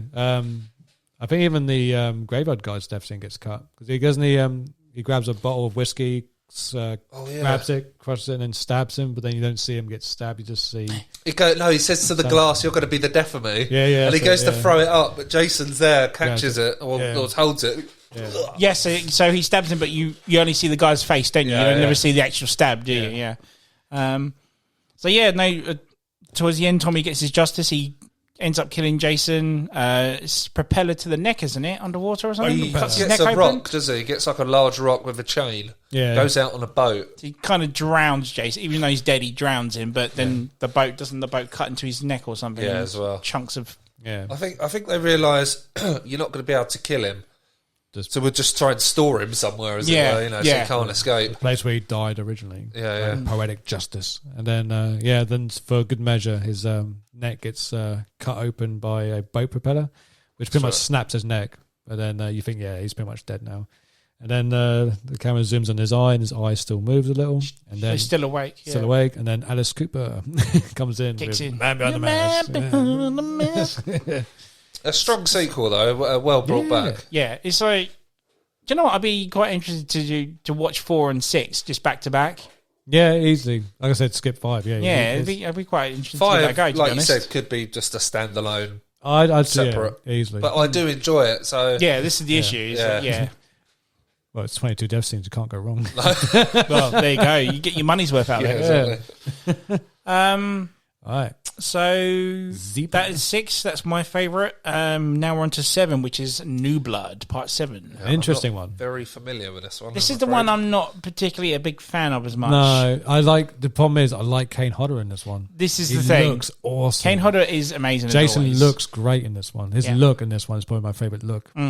Out of all the Jason, he looks fantastic in this one. Yeah. I love the whole, the skeletal bones on his back. Yes, like actual rotting flesh, isn't it? Henchness. And then even though when his mask comes off towards the end, his face and the makeup is amazing. A lot of people had issues with his face, the way he looked. Yeah. I thought it looked great. I don't mind it personally. I mean, it looks better than 8, Part 8. Let's put it that way. Better than 4. Yeah, that too. Yeah, well, definitely 2. Have you seen this one? Do you remember this one? A long time ago. This is telekinesis one. Yeah, I remember it's sort of like a cheap knockoff of Carrie, isn't it? The kind of... Yeah. Telekinesis. Yeah, absolutely. That's how he kind of gets back. Yeah, but I can't remember what happens in the film. So there's some good moments. So there's 2 things I remember about this movie. So that, like you said, 3 things. So Kane Hodder, first time Jason. Yeah. Second being telekinesis. And then third, Bernie's in it. Oh, yeah. Bernie from Weekend at Bernie's. Lomax. Mr. Lomax. Bernie Lomax. And he's a proper dick in this. So, do one of you want to explain what happens in this one? Don't ask me. How do you start this one? So how does it start? All right. So, okay. So it starts with a commotion with 2 parents having an argument. I can't remember what they're arguing about. But the daughter runs away from the house upset, goes on a boat, they're on a lake. And then the dad's running towards the pier and saying, "It's all right, honey, come on back in." It's like, "Don't worry, me and your mum ain't that angry." And then she's like, "No, I don't like you. I wish you were dead." And then she's looks. She does the Carrie stare, doesn't she? She does the Carrie stare, and then the pier collapses, and then the dad drowns, and then she's like, "Daddy," and then an older version of her wakes up saying, "Oh, I had a bad dream from a memory I had when I was a child." So then you got this traumatized woman now because of her childhood trauma of accidentally killing her dad with telekinesis. Mm-hmm. That's how the film was starts. it actually in or anywhere near Crystal Lake? It is on the lake where Jason is, like where we left him in part 6. Okay. Yeah. Even though there was no house there. Yeah. Well, in part 6. All of a sudden there's a house with a pier. Kid hell. They just built it. Yeah, somebody built it. Yeah. So you could even argue it's like, because Tommy's not in this one, this could be any time. Yeah. I mean, bear in mind, you got the whole bones in his flesh. Did Tommy survive? Years. Tommy did survive. He did survive in 6. After 6, that's it. You don't see him again. Fuck Tommy. Yeah. He survived. He survived. So yeah, there's a whole new bunch of characters, a whole new story. So I can't remember. I assume it's her powers that brings Jason back then. So because she goes back to the place where she grew up and where she killed her dad by accident. She's like this. She's brought there by her mum and her therapist, played by Bernie Lomax. Yeah, Terry Kisser, Kaiser. Sorry, is it Kaiser? Kaiser, yeah. Or was it Kisser? Terry Kisser. Terry Kaiser. Yeah. So and he is not the usual therapist as you would expect him to be. This is a man that is dying to see her use telekinesis and record it all on tape. And basically, this man wants fortune and fame. Yeah. Ooh. And wants to use her to get himself over in life and get money and whatnot. So it brings her back to Crystal Lake. So he starts aggravating her, trying to bring back stir her up. Yeah, stir up, bring her trauma, just so he can get her to do telekinesis. And then he's saying, this is good for you. So I want you to move that match to concentrate. So she's like, how'd you do that? She goes, I was thinking about you. He goes, oh. She's like, oh, you hate me, huh? But then there's a one point at night, she starts remembering her dad. She goes to the pier where he died, looks in the lake, and then says, I'm sorry. And then she has this feeling like someone's down there. And she's like, oh, it must be dad. And she's like using her telekinesis to try and bring back her dad, maybe. Yeah. But obviously it's not her dad. Jason's down there. Shit. And she uses her telekinesis to break the chain off the rock, which then he floats up. Floats up. He's there. He looks at her. She looks at him. She shits herself. Not literally, but she's scared. And then she faints. Jason then does the shot of him where you just see the back of him, just as his back. And then that's how you see the... As he raises up from the water, and then you got the whole dum sort of music. And then he walks slowly towards the camera. Doesn't do anything to the girl, even though she collapses. He knows that she's there, but then he just walks off and leaves her. I guess that's his way of saying, you brought me back. Yeah. I'll let you off this time. For the moment. Yeah. But when you wake up... Yeah, and then she wakes up saying, I saw a man from the lake, he came back. Where was the doc when this happened? The doc and the mum was in the house. Okay. Yeah, and then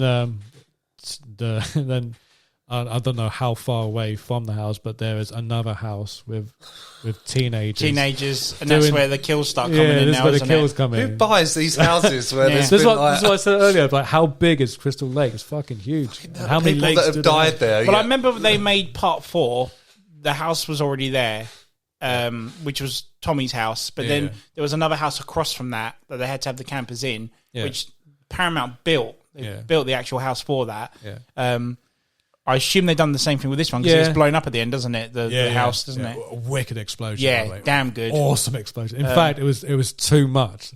It went too far. It was like we put way too much in because the debris pretty much hits the camera. That's right. It's a big explosion. Jeez. But the problem was because it was so grandiose. It didn't last long.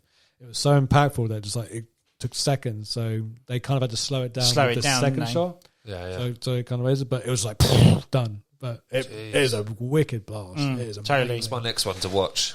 Yeah, this one's not good story wise. It's a bit awful, but there are some really good moments. Yeah. And like I said, Jason, the look of him, he looks incredible. This is one you need to watch the last 15 minutes of, really. Kane Hodder just do a really good job? That's why they kept him on? It's his first one. It's the first time he did it, isn't it? It's his first role. Because he's a stuntman, he did his own stunts for this as well. The stunts he does in this are great as well. He even gets set on fire at one point in this movie. Set on fire, he falls down some steps, which the steps, he falls through the steps, not just down the steps. Like the steps goes through and then through down a basement hole. There's even bits where he's electrocuted, he's strangled. There's all kinds. There's nails, dragged by a car, and whatnot. A bunch of nails go flying through his face, and there's loads of stuff that happens to him. It's good. It's not just running away. And this is, I believe, this is the first one where the famous sleeping bag kill was in it. It is, yeah, you're right. Yeah, it is. Yeah, that's one thing I do remember. The yellow sleeping bag, isn't it? Yeah, so that's heavily cut. You see it happen once on screen. But they did it more than once, obviously, didn't they? Yeah, they did it like 7 times. Yes, because Bernie Lomax's death is cut in this, isn't it? Very badly. Yeah. It's so obviously cut. Is there an uncut version of it? Or? No, you can see get them. the scenes on YouTube. As in, like, they're not the best quality though, but yeah, they're behind the scenes footage. Right. But there's no audio either. So Jason Leitch has a weed whacker. Is it weed whacker or is it like whacker. a hedge trim or some sort? And cuts. I keep calling him Bernie. He's not called that in the film. He is Bernie. But he cuts his stomach, his chest or something. But again, you don't see it any of it on camera. But the deleted scene shows you like they proper went into some good makeup detail. Not even for a second. Like you just see his reaction. You and see that's him about to go down, and then you see Jason like shaking. And they hear that, and then just see Terry Crews go. Yeah, much, like, that's it. He's dead. It's very, very, very badly cut. Awful cut. And then there's even a guy with his I think he grabs a guy's eyes like from the back of his head and then starts pulling it upwards. Yeah. So would you say this one is like style over substance sort of thing?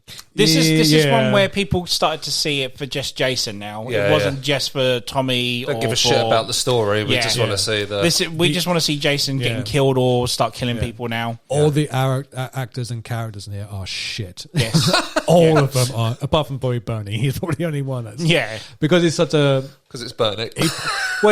That and the fact he does play a complete arsehole. You do have one bitchy character. I forgot her name in it. But she probably gets... she gets everyone's skin. Like she played that well. She's based like the girl in Kerry, the one that bullies her. It's very much Kerry. Yeah, absolutely. It is literally Kerry versus Jason. It's just a cunt. Yeah, the way she gets an axe to her head and then Jason just throws her the fuck into the room. Yeah. It's brutal. Yeah.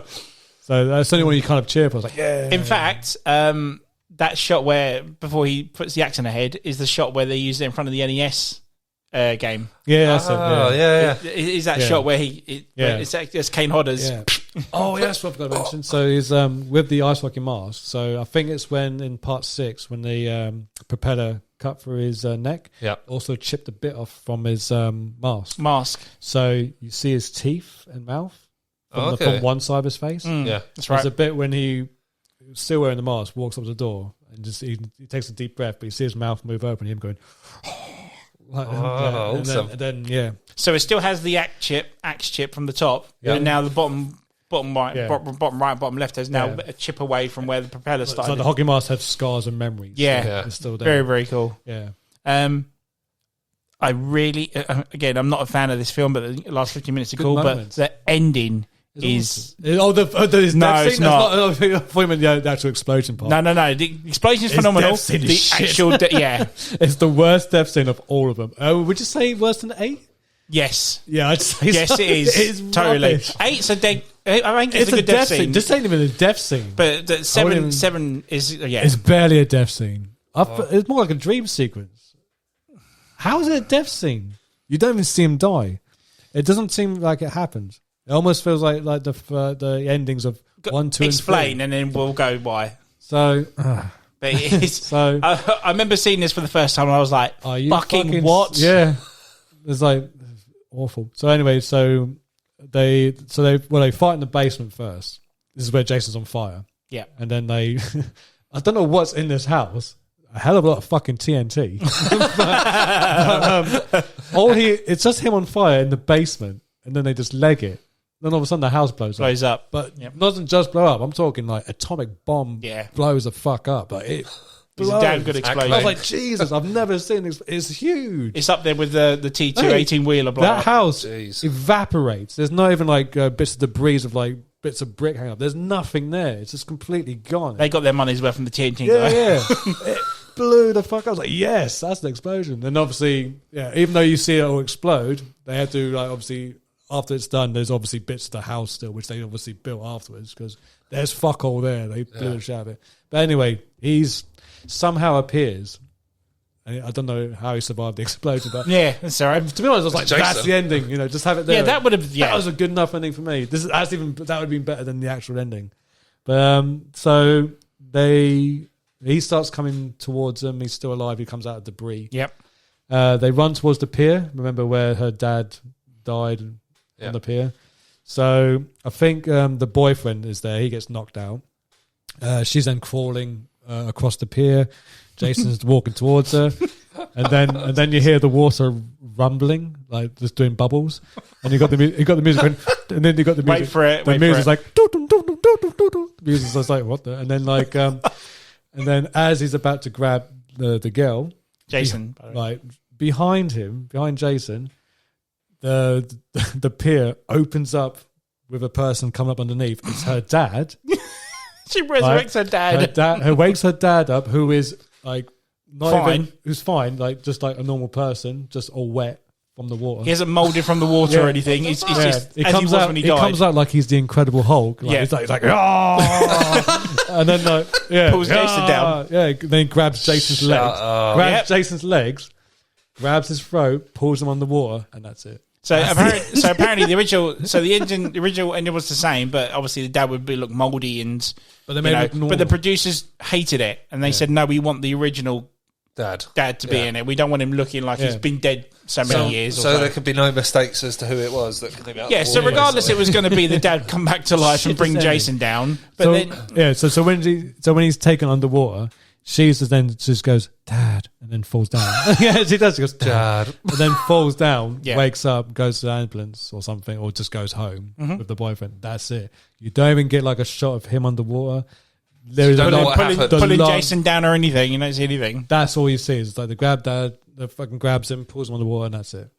So you don't see anything after that. So that's what I'm saying. It almost feels like a dream sequence. It doesn't feel like this can't be it. Something's missing. But then part 8 kind of exactly. This was the issue. Is part 8 shows that it was the thing because when we see Jason again, he's underwater. So and what's holding Jason down? Bits of the pier. Yeah. So it's not like he's actually died or been. You know, that's still there. Like, hasn't cut his neck open or anything. He's just under rubble, which you would have thought. So this is my argument. Kane Hodder's a massive dude. He would have pushed that shit out. Yeah, this is my argument about because of now the opening of 8 is where he's buried with the pier, right? Mm-hmm. So this is what I'm thinking. That was a dream sequence where that wasn't his dad that brought him down. I reckon he got pulled to the point of the water where she used telekinesis to bury him down with the pier. Mm-hmm. Budgetary reasons, like her dad. Yeah. But for budget reasons, they probably couldn't afford after that explosion. Yeah, so they just thought we'll just get a dad guy to put him under. Yeah, but then number 8 kind of shows you that he's buried with the pier, not the dad. So hence, I'm saying that ending of 7 could be a dream sequence. Yeah, it's a good point. Yeah. I'd like it to be. Trust me. I'm trying to. I fucking hate that ending. Yeah, I'm trying to give there some credibility, even though that ending is absolutely shit. It's the worst ending out of all the Friday the 13th. Easily. As I say, it's not the best of films, but it's a good moment for Kane Hodder. Good moments, good death scenes, and he looks great in 7. Still looks better in 7 than all the other Jason. I don't think it needed the whole let's do the supernatural telekinesis thing. She could have just done what Nancy did and start putting booby traps around the house or something. You know, they wanted to do a versus movie. They couldn't do the Freddy versus Jason. That's right. Because obviously because of the there was the New Line Cinema and Paramount didn't have any rights to it. They just couldn't think of any other monster or person to fight that they could have. I suppose Carrie was out, wasn't it? So it's kind of going. Well, Carrie was just like an idea. They just thought it's just a random thought. It's like, well, let's have Carrie versus Jason. That'd be fun. And then obviously couldn't do the original Carrie, so they just had to use the idea and just do their own thing. Yeah. What else could you do? I guess the 6th one wanted to do the whole Universal homage. They said, well, let's do another Universal homage. Let's have 2 monsters versus each other. Yeah. And then we got Carrie kind of versus Jason. Yeah, so 7 was, like you said, at the start of when people wanted to do the whole Freddy versus Jason. There was talks of it. Yeah. But this is still late 80s. This is still 88, 87 sort of era. So, and again, it took 20-odd years, didn't it, for eventually to come to screen. So, long time. But later ones will bring up that again. Sure. So that was 7 again. Good moments, but not the best of the series. No. Now we come to the one with the best title sequence. Exactly. We are now part 8, where Jason now goes to Manhattan. Jason Takes Manhattan. So what a title! So I remember seeing, obviously the older ones that the first ones that I said my mate used to record them. The VHS shop that we used to go to, that I said on a previous episode, the guy used to let us take Nightmare, even in our school uniform. Yep. Well, we saw the VHS for Jason Takes Manhattan. We thought, great, fuck, we have got to see that. That is going to be amazing. It's the title that sells. They sold you on an idea and a title. But even the trailer had a decent, like, now Manhattan has a new problem. It's just like, that's fucking badass. This happens a lot in a lot of Hollywood films where they just make a poster. It's like Friday the 13th. The idea of Friday the 13th was made just as a poster. No one had an idea of how to make the film. The guy just said, Friday the 13th, that's a great title. He just went to Paramount, showed him the title, even the poster, the Friday the 13th, just showed him that. Enough to sell the film. And just said horror film. And I was like, yeah, go on. Yeah, do it. But I remember that they were saying the producers had, obviously the last 7 films were in Camp Crystal Lake. They wanted to take Jason out somewhere else. Yeah. So New York was obviously the big thing in late 80s, wasn't it? I remember the director saying that they were given the budget, and then New York was said, it's fine, you can have 2 weeks of shooting here. And turned out half the budget was just to shoot for 2 days in New York. So that's there's only probably one of the reasons. Shot, really, isn't it? Yes, there's only one shot, really. I think there was 2 in the end. The very end. Yeah, and then there's we'll go to that in a sec. Yeah, so it's like 2 minutes. Yeah, because there was certain. Yeah, we'll go to a sec. We'll go to a sec. But how annoying would you be, like saying you've got your film ready, this big studio is giving this massive budget. You go to New York and you're like, you've only got enough money for 2 days, not 2 weeks. I do not blame them for the result of the film. I would change the whole film or change the title. Wouldn't you? Yeah. Exactly. I was like, right, we've got the money now. Might as well do something different. Jason has one day in Manhattan. Mate, and then when on screen, it's 2 minutes. Yeah, it's literally 2 minutes. So let's go. 2 minutes by technicality sense of actual film and locations, but the actual New York, he's there for a while. Sort of. Yeah, we'll touch on that. So we'll start from the beginning of the film. So he's buried underwater. So he's buried underwater, like we said. We've got the pier on him, but for some reason he's got high voltage cables around him as well at the same time. Sure. And then we have, of course you have. And then we kind of have a recap, don't we? A guy is taking his date on a little yacht boat, isn't it, or something? Yeah, and then they drop the anchor, and then the anchor retells the story of Jason, doesn't he? Yeah. And then lightning brings back Jason again, or electricity brings back. Yeah, because the anchor then rolls across the bottom of the lake, and then it gets caught up on the electrical wires. The anchor cuts through the wires, which happens to be attached to Jason. And brings him back, So. And then the guy is then like trying to impress his girlfriend. He goes, I'll be back. And obviously, we all know that way. He's like, he's back. And then she's like, honey, are you out there? And then he comes, and then obviously then she gets stabbed, or you think she gets stabbed. And there's a guy with a hockey mask, and then it's her boyfriend with a fake playing knife. A prank. And then and he's wearing the mask, and he goes, got you good, Susie. And then they have sex. And then the real Jason comes on board to the ship, and he's very gooey and green in this. That's right, yeah. He's just a lot of like he's definitely been in the ocean for a while. Yeah. And then he picks up the mask. That's how he gets his mask back, because he got torn off in the first one, didn't it? So this is the one that actually tells the story that, tells the story that actually says that Camp Crystal Lake now connects to the ocean. Yeah, it's a big fucking lake. Yeah. So we obviously get that. Jason, we come across a bunch of students that are going on a cruise ship to New York City. Yep. And this is how obviously Jason gets onto the cruise ship. He's obviously connected through Camp Crystal Lake onto the ocean, onto the boat, hasn't he? I just felt when you watch this film, you're like, any minute now we're going to be at New York. Any hour now. Yeah, and then before you know it, you think, well, fuck, these are only hour and a half movies, and we're past an hour now. So during the film, each student starts dying off one by one. And they're tame. The kills are quite tame in this compared to the last couple of prequels. The one that's not so gory I do like is the the Asian girl who gets strangled on the dance floor. Yes. It's a good shot, It's actually. amazing. Yeah. Man, when she falls to that dance floor and the music stops, like, you hear that thud up. It kind of I was like, oh. Doesn't it kind of go round? That's right. Hands round and round, doesn't it? Or something? He's like standing there in front of her all the time. He's choking her, but her head's like, he's choking to the point where her head's touching the ceiling. Yeah. But it's the way she flops to the ground and the music stops. It's a good shot. It's a very young Kelly Hu from X2. It is, isn't it? Yeah. But do you think because they didn't have the budget to shoot in Manhattan, they had to long out the boat scene? Of course, that's the whole point, exactly isn't it? And that's it, isn't it? That's the problem. It actually feels so drawn out. Do you think the geeky kid with the video camera is Matt Damon? Kind of looks like him. You got Mick, bro. Come on, he does. Especially when he sees his girlfriend dead. He's not even that fucking upset. He's just Yeah. just look, it's like, oh. It's like, she's dead. It's a shame because this is probably the one film out of the series I actually get bored with. Everyone just fast forwards this one. Yeah. To New York. Yeah. So anyway, so if we just continue with the story, so he starts cutting them up, doesn't he? He starts beating them up, and then they notice it's Jason, and don't they get off the boat? They get on a rescue. Jason kills the captain, the what do you call him, the skipper? Yeah, something like that. Kills all the. I love the way your mouth went upwards. Yeah. Skipper. Now see. Kills all the boatmen. Seamen. Seamen. Boats. I love how you tried to get around there, and then Steven's like, "Fucking seamen." Yeah. Dirty bastard. So he kills everyone else, and everyone's getting killed off one by one.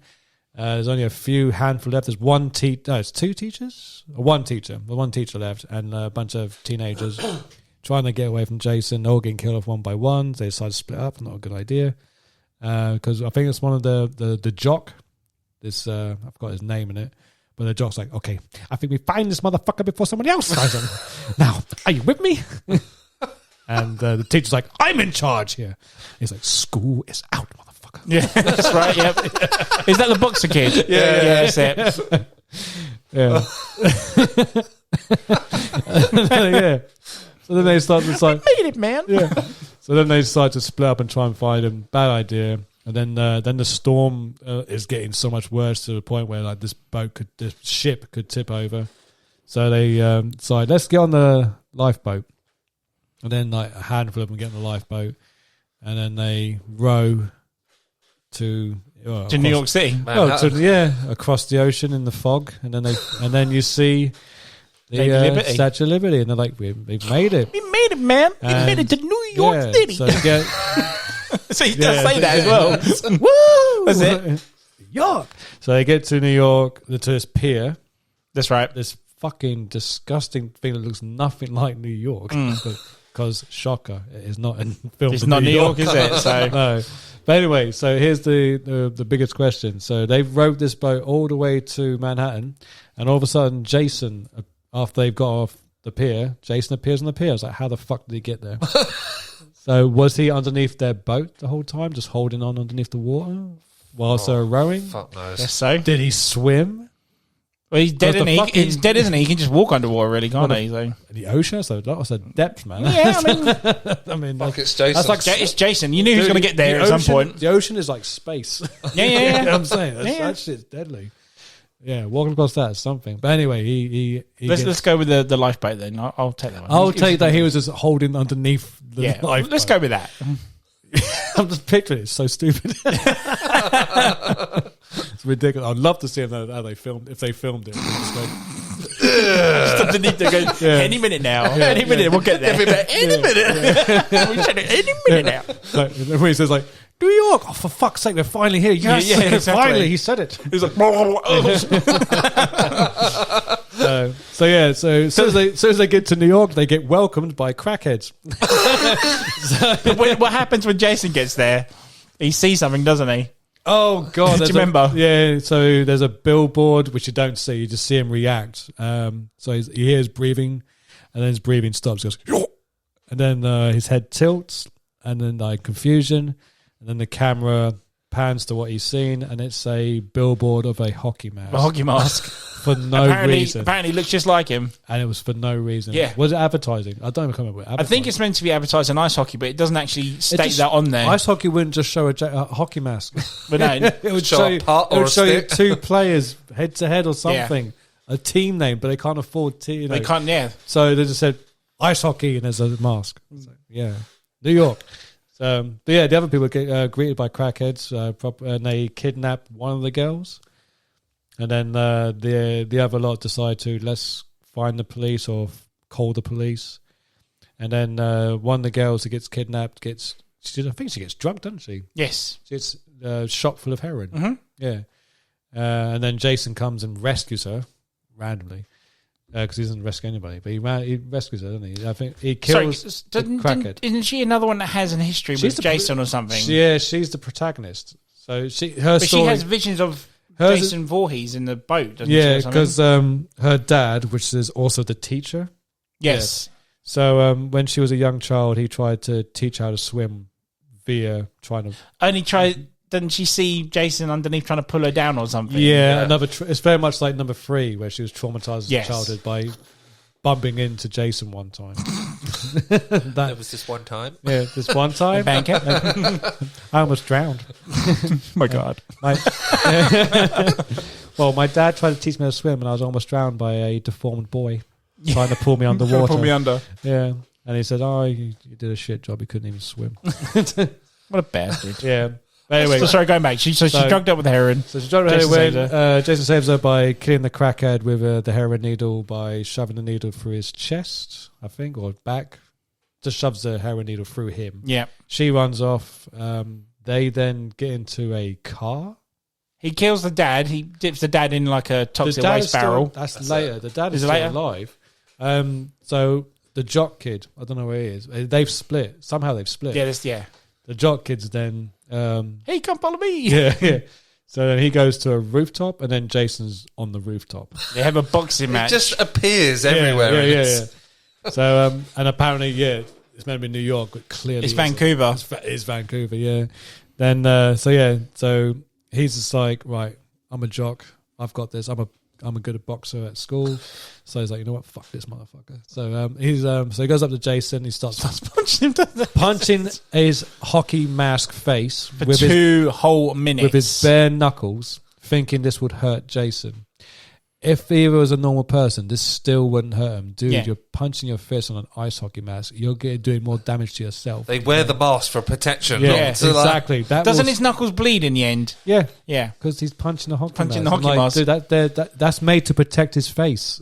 And then the best punch ever. Yeah, well, so he gets too tired. So he's tired and he's like, take your best shot, motherfucker. And then Jason, with one full swing, uppercuts his head clean off. Apparently that fight scene was meant to take place in Times Square. I can imagine that. It was meant to be. Yeah. But obviously they only had 2 days. Yeah. Then we get to the other people. So you got the protagonist woman, you got the boyfriend, you got the dad. They're they're in the back of a cop car. As they get in the back of the cop car, the head of the guy who he punched off is on the front of the car. Even though when it fell in a dumpster or something. Yeah, he obviously picked it up and decided, I'm going to prank him and put the get out. Yeah. And then they're like, there's a head in the car. And then Jason kills the copper. And then the girlfriend and the boyfriend, they run off. And then Jason catches up with the dad. I think he runs into a building, but then he throws him out the 2nd story window. Which he still survives somehow. Because it's not that high, 2nd story. I mean, he is injured. But then he picks him up and then puts him into a waste bin. Yes, it's like a barrel, isn't it? A barrel full of like either toxic waste or some sort of like chemical garbage that has a dead rat floating on top. Drowns him, basically. Yeah. And then just shoves him in there, drowns him. And that's him. He's out for the night.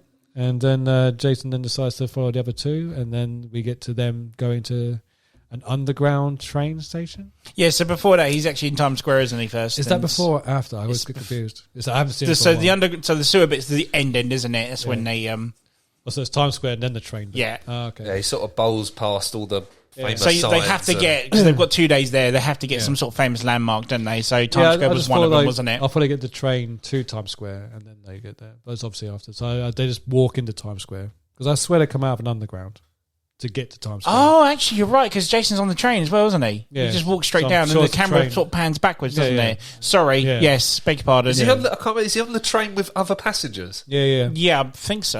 Yeah. I mean, he's in Times Square with everyone else, so it's, Yeah. Even for 2 days, surely they could have got some more shots. Wow. No. I don't know. Couldn't afford it. All I seem to remember is him walking past it, and then he lifts up his mask. I remember going back to... you can't close Times Square. No, I get that, but just keep the camera rolling while Jason just walks around. But how many takes is it going to take for normal people to intervene with the shot? That's the problem. This is the problem they had. Because there were people can't close it off, can they? There were people, you got a guy dressed up as Jason, you got cameramen there. It's not just like a guy with a camera. You're talking about like 5 cameras with lightings and shit like that. It's obvious that they're making a film there. You got a guy with Jason. You got people just seeing that across the street. You can't block them. You can't shut Times Square because there's a city that never sleeps unless you have a lot of budget. And Kane Hart does actually mention that they had to hold people back in Times Square. And when he was walking around with the Jason mask, it was one of his favourite moments in history in his life. People were cheering for him, whatnot, and he never broke character. Apparently, he just like turned and looked to them as to like, I'm going to murder you, sort of thing. Yeah. So, but yeah, that's again 2 days. It's still a lot of money. I remember when we went to. It's a good shot though. We see him in Times Square. Absolutely, It's a great shot because it's the only shot they've got. It's like, wait, make this fucking count. Because we went to, obviously, we mentioned me and my wife were going to LA a few years back, and they were saying like, I think it cost something like $50,000 for less than 3 minutes of footage. Yeah.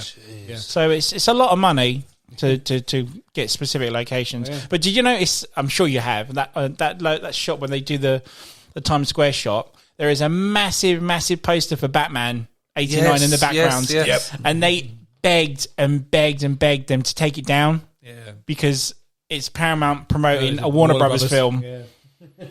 And they begged them, they absolutely pleaded with them, and they said, well, we can't because Warner Brothers is outbidding you. So every time you put in money to put it down, Warner Brothers is outbidding you to keep it up. So they had to keep it up in the end. Yeah. It's very much like the whole Henry Cavill moustache scenario. Yeah, absolutely. Why worry about that? It's a totally different league of movie, isn't it? I mean, it's there as clear as day. But if you're looking for it, you're looking for it. Yeah. But at the end of the day, it's promoting a film. Yeah, but you've got like Coca-Cola there, and I know it's film. I get the film industry, the sort of battle. Unfortunately, this was a film that came out the same summer as Batman, so it was competition, wasn't it? You're not going to compete with Batman, are you? Really? I mean, well, they did, and then look what happened. Obviously. So yeah, we're at Times Square. Doesn't he beat up someo's boombox in that? Yeah, because there's a kid. There's like a bunch of metalheads with a boombox. I love the attitude. Just fuck you. Just smashes it. It's just a boombox on some sort of cardboard box or something, isn't it? That's right. Yeah. So it's in his way, so he kicks it out of the way, and then the metal kid's like, "Oh yeah, fuck this shit," and then they put a knife on him. And they're like, "Oi!" Yeah. And then he turns around, takes his mask off. You don't see it though, do you? Don't see his face. Back of the head. Yeah, and they're like, no, fuck this guy. And then they peg it. Screw with him. He puts it back on, turns to the camera, chases him down the subway.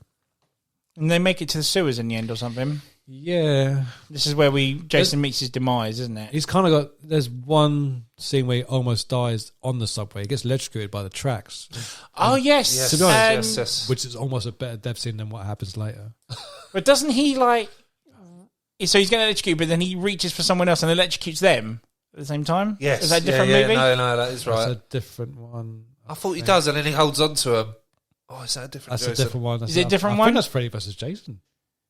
No. That does sort of happen in Freddy versus... He machetes the computer and gets he grabs it. But I swear he's on the train track and gets electrocuted, but then he grabs... Someone tries to run away from him and he grabs him and he gets electrocuted as well. No, it's you get mixed up with that other one with the computer...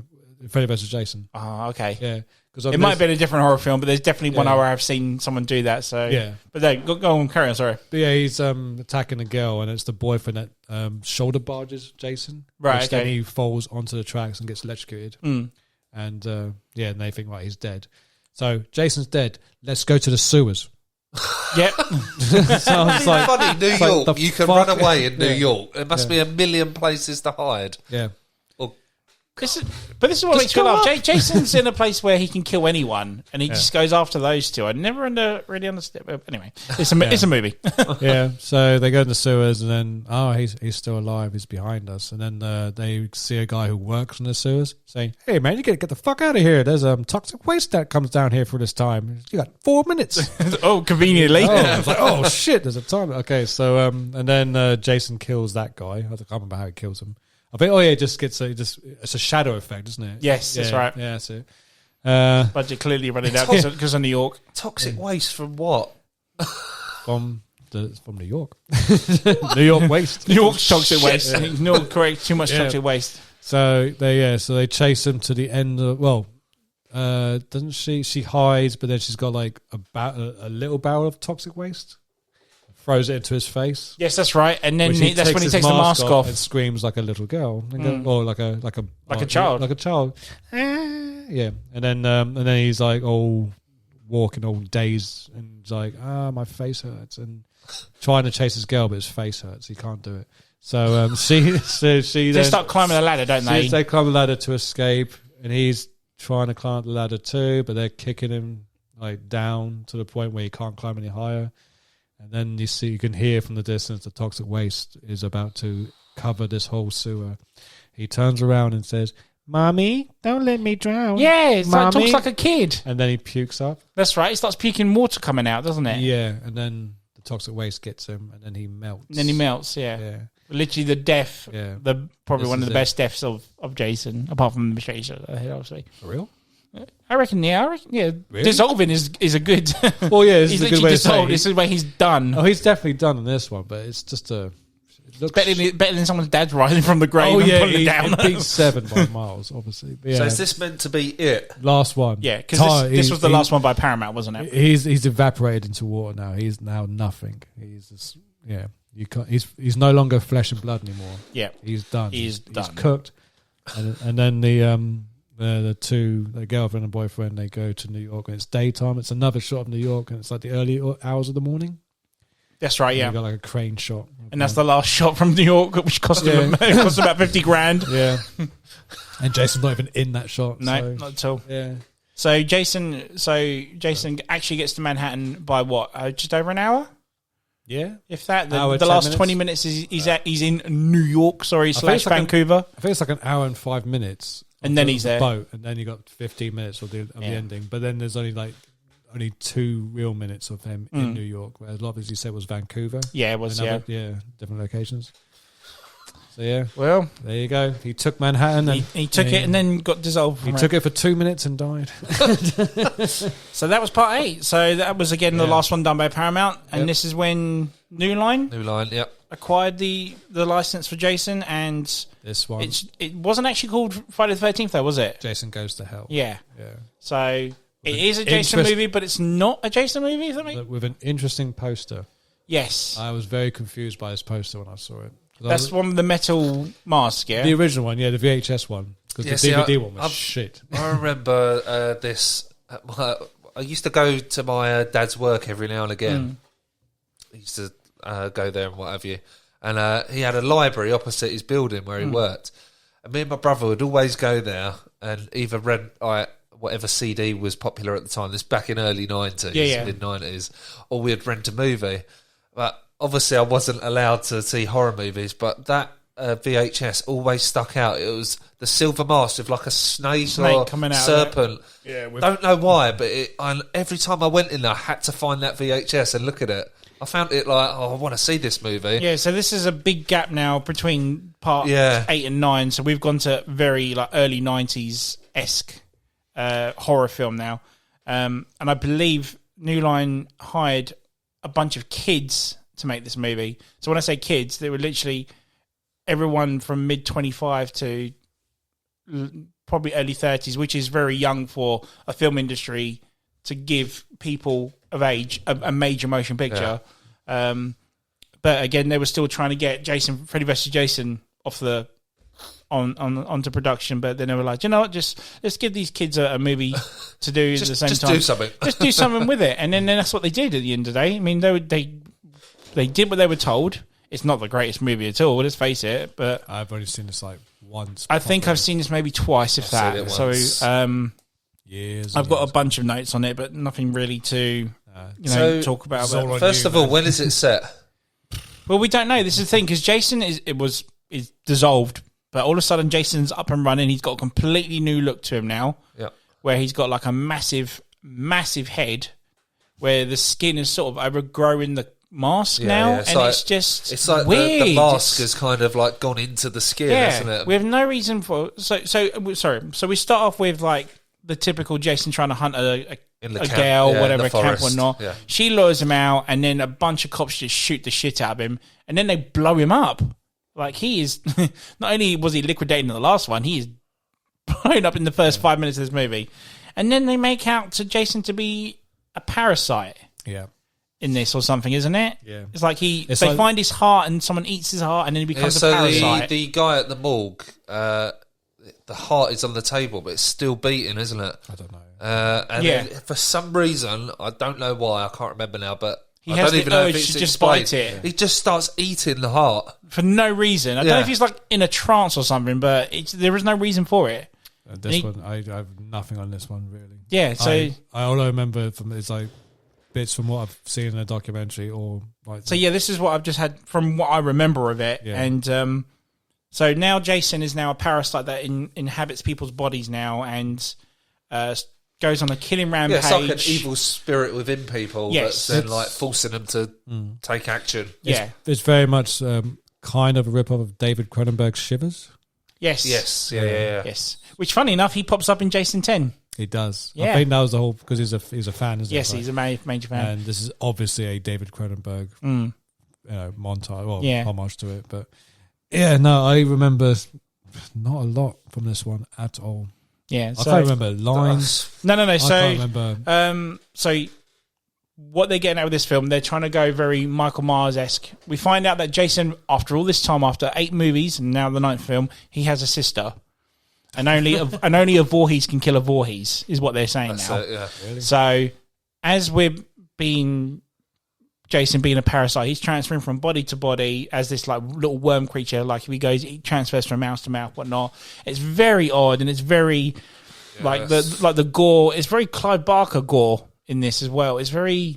Yeah, it's a bit like in a tent where it literally splits somebody in half, isn't it? Yeah, with a pole or and an it's axe. Just or crazy stuff. It's just... it's a little bit over the top. I don't know, it kind of... it just doesn't fit right with the other Friday the 13th movies. It's not at all. It's completely different. And then I remember at the end of the movie there, this little worm-like creature, I think it's meant to be the creature from like the front cover, pops out of this person. There is a dead Voorhees woman on. It's like another relative. I think it's his aunt or something. I can't remember. Literally pops into her fanny. She's dead at this time, right? Okay. It goes inside her, right, and then her body goes into a corner or something. I can't remember. Then all of a sudden, it takes a Voorhees to bring back a Voorhees. So now Jason is back to life. He is in form as he was from the first one. So he's bursted out of this woman that he's just inhabited and now come back as Jason. It makes no sense at all. It's fucking dire. It's terrible, terrible film. Yeah. So then the ending is the only bit I remember, really. Yeah. It goes to hell. Yeah, so yeah, he pretty much, yeah. It's a the title happens. I do remember there's a couple of bits where it's like, do you remember the movie Sleepwalkers? Yeah. Stephen King's Sleepwalkers, where they bring back cameos from certain films. Sure. Like Stephen King pops up, Clive Barker shows up, Toby Hooper shows up. In this film, they do it with certain things from horror films, like the Necronomicon from Evil Dead appears in this movie. Really? Yeah, seriously. For no reason whatsoever. It's just there. But again, it's a movie directed by kids at the end of the day. Yeah, so it's like, you know, Sean Cunningham, the creator of Jason, literally gave him a bunch of money and said, look, just do something. Just make any type of Jason film. We just want the franchise to keep going until Freddy vs. Jason's out. And they done it at the end of the day. I mean, it was a piece of shit, but, you know, it's just, Go. Yeah, that's pretty much it. How does he die? And then obviously he like Tim said, it takes a Voorhees to kill a Voorhees, and then they've got like some sort of special dagger to kill him. Right. Like a Voorhees has to kill him, so he gets stabbed, and then a couple of demons bring him down to hell or something, drag him down to hell or something. There's a white light, I remember. That's it, and then it's like all these little special effects of... For something that's hellish, that's very heavenly looking. Yes, exactly, yeah. Gets pulled to jail, gets pulled in hell, and then at the very, very final shot, Freddy's glove comes down and pulls down... Kane Hodder's hand. Which was Kane Hodder. Kane Hodder was Freddy for one point. Yeah. And pulls down the mask, which is another teaser for Freddy vs. Jason. But we still didn't get Freddy vs. Jason. We got Jason X. The best one ever. Jason in space, baby. What can go wrong with that? Nothing. Well, exactly. let's face it. If any time a horror franchise goes to space, it kills it. Let's put it that way. James Critters, Bond, Hellraiser, James Bond. no horror. No. James Bond. Okay. It's a fucking horror. Yeah, Moonraker, mate. Yeah, Deadly. So yeah, do you remember much of X? Yeah, I saw this in the pictures. Yeah, same as. Obviously, And just to let you know, Empire gave this movie 4 out of 5. Fuck, Yeah. really? Yes. you not know that? No. Yes, mate. Jesus. Because I remember seeing this after the review, and I never bought Empire since. I'm not surprised. Wait, didn't they give like Human Centipede 3 or 4 out of 5? Yeah, as well? exactly. Yeah, Hell. Jeez. crazy. Never trust a critic. Trust your own judgment. Exactly. So, It's weird because like you watch it and you just think, the fuck is going on here? It's Kind of thing. definitely a comedy, But it's. I just remember quite enjoying it in the pictures, I like, just did. because some of the death scenes Yeah. were really good in it. one in particular. The ice. The ice scene is great. the cryo one, yeah. Yeah. That is one of my actually for a pretty shit movie. That was probably one of the best death scenes in the whole series. Yeah, I totally agree with that. Yeah, It's one of the best. It's a striking like image. I'd like to know how they did that, because they must have actually had to freeze that bit to smash it as well. It's not like it's CGI or anything. It's just like a real effect, isn't it? What's what are they called? Mine hunters or mine jackers? I forgot what they call them. You know, those people that test theories. I forgot that's that show. Mindhunters. Is it Mine Hunters? Yeah. No, not theories. So we went like physics and stuff. Mythbusters. Mythbusters. Sorry. Did you see the Mythbusters of that? No, did they actually do it? They said like they don't think that's possible that a human head would concave like that, and it wouldn't. Oh, really? It wouldn't smash. Okay. It would just have be a solid. Like it would just still be solid. It wouldn't break through in pieces. Wow. Yeah. Yeah, but they haven't got Jason doing it. True. Yeah. True. But yeah, they Mythbusters, so that would technically never. So but it looks great. Can you remember the story to it? Can you remember Yes. the film at all? Go for it. So he's alive again. So yeah, Jason's. Yeah. We He's don't not know in hell. how, but he's like chained up. Is it called Crystal Lake Research Facility or something? Isn't can't it? remember. At the start, Who's so it he's owned all by? chained up. I don't know why he's there or what they plan to do with him, but yeah, there's like a guard here, and he's like, "Stop looking at me, you filthy rat," and all that. He's like real shit actor of a guy, and he obviously and he obviously gets done over by Jason. Jason goes on another rampage. I can't remember how, but he gets frozen in a cryo. They catch him, don't they? And they freeze him. Yeah. And then we skip forward. I can't remember. 4 how many centuries. years. Was it really? Yeah, 4 centuries. Yeah, it's the year 2455 by the time they open him up. Great. So yeah, Better technology. this ship lands at Crystal Lake or whatever it is in the future. They stumble across Jason. They basically thaw him out. He's on the operating table. Doesn't he like? They thaw him out, yeah, and he falls. moves forward, but then he still manages to kill someone. He cuts someone's arm off or Cuts the something. arm off. There's some good comedy bits in. It is just a comedy, really. It's Isn't a it? spoof. It's It was a side project. Like, let's just get another Jason movie out before we do Freddy vs. Jason, because they had the rights, but they didn't have a script. So they thought, that bit when we need another Jason film before that happens. And that bit when he's like almost flying through space. Oh, fucking hell! So one of the guys in the movie has a robot, doesn't he? And she basically beats the fuck out of Jason, and Jason falls into a nanotech machine, which basically makes revives him and upgrades the shit out of him. Like he's now Jason at Weapon X with robot, 2.0, yeah, and Super Jason, pretty much. And they revamp the sleeping bag. in a hologramic room. That's right, yeah. But it actually does it more than once this time. Yeah. Because it's done comically, whereas in the original film was too serious, and the MPA didn't like it, so they thought, I thought this is comedy. So I remember going back to when it come out. When me and my mate saw it in the cinema, I was thinking, fuck, it's going to be rammed in the cinema, because we saw it on opening night. Like, there's about 8 people in there, if you're lucky. Dude, because did we see it? Or no, I saw it with a bunch of my college friends. Because I probably hadn't met you by then, had I? No, so... I do remember everybody cracking up that was in there on the sleeping bag scene. I think I must have gone with Dave, because I remember we went. It wasn't a very big screening of it, but it was packed out. And I remember there was a scene where there's a guy who gets impaled, but he's spinning around at the same time, so he's kind of like, it's like a corkscrew sort of thing. And there's a part where in the movie where it's, I found him. I found Jake. He's such and such. And he goes, some guy replies, oh, what's his condition? And then it cuts. And then someone in the cinema screen went, fucked. So I thought it was quite funny. So this is nothing. Like Tim said, this was literally just a gap filler for pretty much. Which, funny enough, they filmed this in 2000. Yeah. And then they held it back. New Line just held it back for ages for some reason. I didn't know that. Really? Well, yeah, because this is what happened. So fans of the franchise knew about this movie. Yeah. Internet was big back then because this is early 2000s now. And because New Line held it up, everyone had got hold of a copy of it on pirate. So by the time it was released in cinema, all the fans had already watched it. They didn't want to go see it. That's why the box office for this was crap. Yeah. Just did nothing with it. And that's New Line's own fault. Because I think it came out the year before Freddy vs. Jason. I think it came out in 2002. Yeah. Obviously, Freddy vs. Jason was 2003. Yeah. And then, that's pretty much it, really. It's nothing to go by. It's the same thing, but in space. But the upgrade costume's pretty cool. Yeah, there's some good scenes in it. It's nothing to write home about, really. The film's shit, but it's got some good little quality bits in there and a few laughs, a few good death scenes. And the last one by Kane Hodder as well. Yep. Yeah, and it's called Jason X because it's number 10. It's the Roman numeral for 10. Yeah, that's right. A lot of people thought Jason X because of the whole fact it's in space and it's like the upgrades.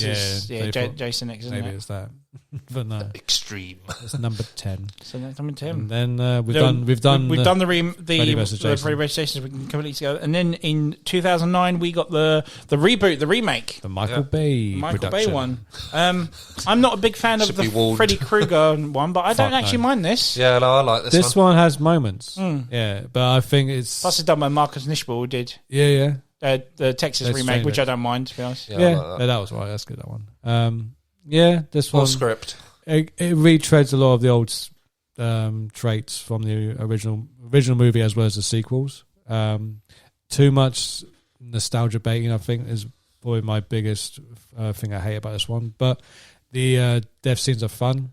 I think they give too much of Jason to be typical cliche deaths, though, aren't they? In this one. Oh yeah, easily, yeah. But opening is interesting. So I haven't seen it since. Opening is fucking phenomenal. Yeah. It's one of my favourite openings to movies ever. How long is it? Do you know the title doesn't kick until 37 minutes? 37 minutes. 37 minutes. 37? 37. No. Yeah, 27 or something. I think it's 30. I remember watching it recently. I think it's 37. Fuck that. That's half the movie. I will watch. Fucking 37 minutes for the title. It's definitely over just before the credits. It's definitely over 30 minutes. I swear it's 37. Fuck me. I'm going to duck that shit up. Yeah. So that's one of my favourite openings. 7 minutes for a title to kick in. Yeah, I swear it is. Oh shit, this is the film I'm meant to be watching. Don't. When was it made? 2009? 2009, yeah. I did enjoy it. I really enjoyed it. Yeah, there are some good bits to like. It's not... So Jason's in it straight away, isn't it? It's not his mum or anything like the original. She does pop up at the beginning. They kind of do a recap at the beginning, don't they? Where Mrs. Boyes is saying, you kill my son, whatnot, and she decapitates him as normal. But then we see Jason in the background as a child watching his mum die. Right. So we do actually get a kind of little recap of it, and then obviously it's straight to Camp Crystal Lake. Sorry, going back to the original films. I swear in one of them, somebody says that Jason saw his mum get decapitated. Having recently watched it. And then that's what made me think... It might be in part 2 when he does the campfire thing. Possibly. But yeah, so maybe that's something they wanted to button up for the remake, was that he saw his mum get killed. And that's why he went on the rampage that he does through the film. At the beginning, he's got the sack head again in there, isn't he? He doesn't have the hockey mask. At the beginning, but they show you how he gets it in this one. It's quite one of my favourite characters in the movie, and he gets killed off. 25 minutes. Is it 25? Sorry. Yeah. I swear it's 37. I swear it's 37. Still, 25 minutes is long. That's impressive for a title. When did I get 37? It must have been another movie that had 37 minutes. I'm 37? I'm 37? Kevin Smith reference there? Hey. Yeah. So I don't know why that. Okay. Yeah. 25. We'll take 25. That. Still, that's impressive. How he gets his hockey mask is off like a hillbilly. That's it. And he's like a guy who don't smoke my weed, motherfucker. He's like the most badass in this movie ever. I remember they come up with some other idea how he got the hockey mask. I can't remember what it is now. I'll come back to me in a minute. But I like how I think it's the only time in the film where you see the shot of Jason's face. Like, it's very, very quick as well. So it's not like you can actually see it clear as day like in the original movies. It's a very darkly lit movie. Yes, and then obviously finds the hockey mask, kills the guy, finds the hockey mask. Who did they use to play Jason in this one? Was it just some generic stuff guy? Yeah. But do you remember there's a scene in the film where two campers, there's a boy and a girl, they're on a boat. She's skiing on the back of it and he's driving the boat, but he gets the arrow shot through the head. Jason shoots him in the arrow. Yeah. And then she sees Jason, she's in the pool, she sees Jason ahead of him. Yeah. On the other side of the river. And then she hides under one of the harbours or the little pier thing. Yeah. Gets stabbed in the head by Jason and lifts up, see her tits, whatever. So the original version of that is that he stays there on the other end of the water and she doesn't get out. So she freezes to death. That's like, it's intimidating. Like, that'd have been good. I would have much preferred that. And then obviously we got the cliche titty shot, obviously kill, wasn't it? But as a character, that would have been so much better just to have that. Well, they kind of try to give him depth to his character, but I think they gave away too much for him. Like, obviously with all the other sequels, is that he's always one step ahead. You never know why, he's just there. With this one, you get an explanation, which kind of takes away a bit. Like, he's got like an underground fucking like cave to all parts of the crystal. Yeah, so he's been there for a while, basically. So he's got like he's dug. I don't know how he's. Just don't need to know that shit, do you? Well, it's not necessary, you know. And it's just like I said, it takes away from Jason being this into this demonic creature almost. But yeah, it's almost like Home Alone meets Friday the 13th. It's got like all these traps, and then like there's like when people run there's a doorbell thing that rings. It's like, oh, they're in that area. So it's like it's a bit too much. I did enjoy it as remakes go. It was. I thought it was quite over-explained itself. Yeah. It just over-explained itself. The death scenes are really good though. Even the cat was his character, the main douchebag in it. He's awesome. His death scene is brutal. He has the best death scene and the most deserved death scene because he's a complete douchebag in the whole film. But he's such a douchebag you love to hate. He's very good in that. Is there a need for it though? For a douchebag to be. Oh no! Well, they're always. I love having a douchebag. Like for a remake, really? Does it need a remake or? Well, none of them need remaking. No, but what I mean by it is, if you're going to do a remake, surely you're going to follow it up with other films. Why just do the one? This is just a nostalgia cash grabber. It's Michael Bay. Whenever there's a Michael Bay production, I know for a fact this man has no care for the project. He just wants to get it out there and make bank. Make bank, yeah. So, and that's like I did with the Nightmare on Elm Street, which was fucking awful.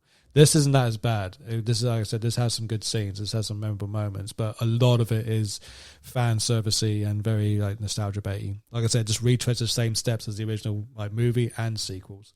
Yeah. He does a sack thing over his head because he did that in the first one. Then he has the mask, like okay, and then you got the whole like there's the protagonist girl, and it's just like I had a history of it. And it's all clued in from all the other films. So like I said, and then they get a music video director to film it, and it's just like you can tell it's like a music video the way it's edited. It's like all quick cuts and shaky, and like there's some good moments, like I said, but I didn't like the film at all. I didn't like it.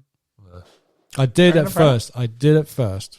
Yeah, like I say, I remember you used to like it. And then after you used to like the soundtrack to it as well. Second watch, I'm not sure. And then second watch. There's one death scene I think is super impressive. Is the douchebags one? No. There's a part where I can't remember how it. So he jumps in front of a girl and stabs her in the face, but the camera moves past the door as he stabs her at the same time. That's the police officer. Is it the police officer? Yeah, so he's got like the police officer's on the other side of the door. He's about to look through the peephole, and then he's on the other side of the door with a poker.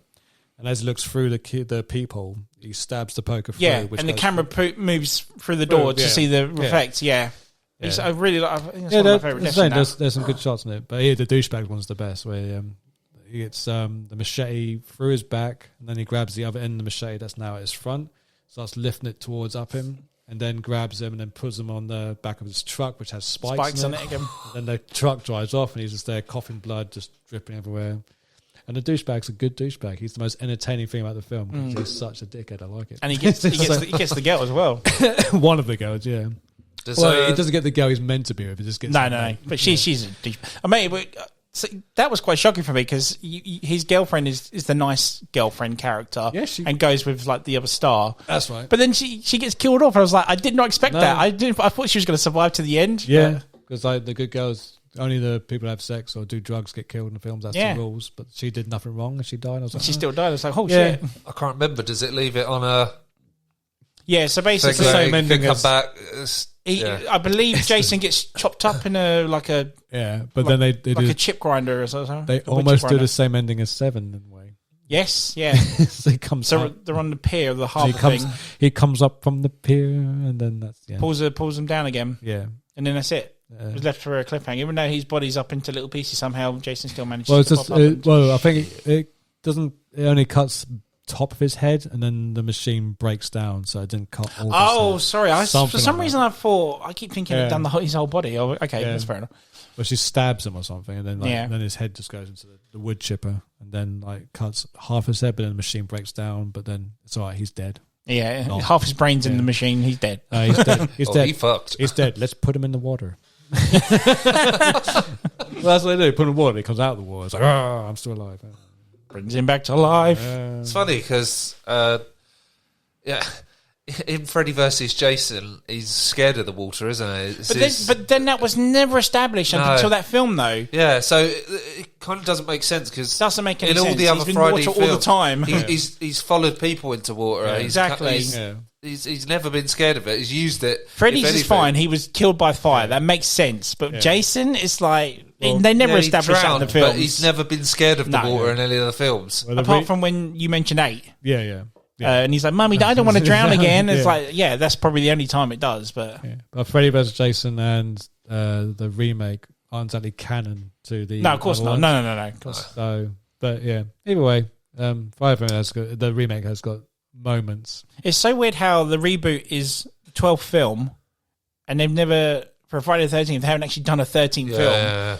It's just... Are they supposed to be doing another remake? They're meant to be doing... It's been up in the air for years. I mean, it's been 11 years since the remake, for crying out loud. You would have thought they would have done one since. If they do it now, it is literally just going to be just like the remake again. It's going to be another cash grab. Yeah. It's like, let's just do it for the fact. It's the 13th film. It's the 13th one. It's like, so there's going to be nothing to it.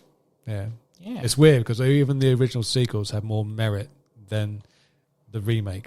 Even than the Freddy vs. Jason, even though they had more budget, there's probably like a much more better movie, made more money.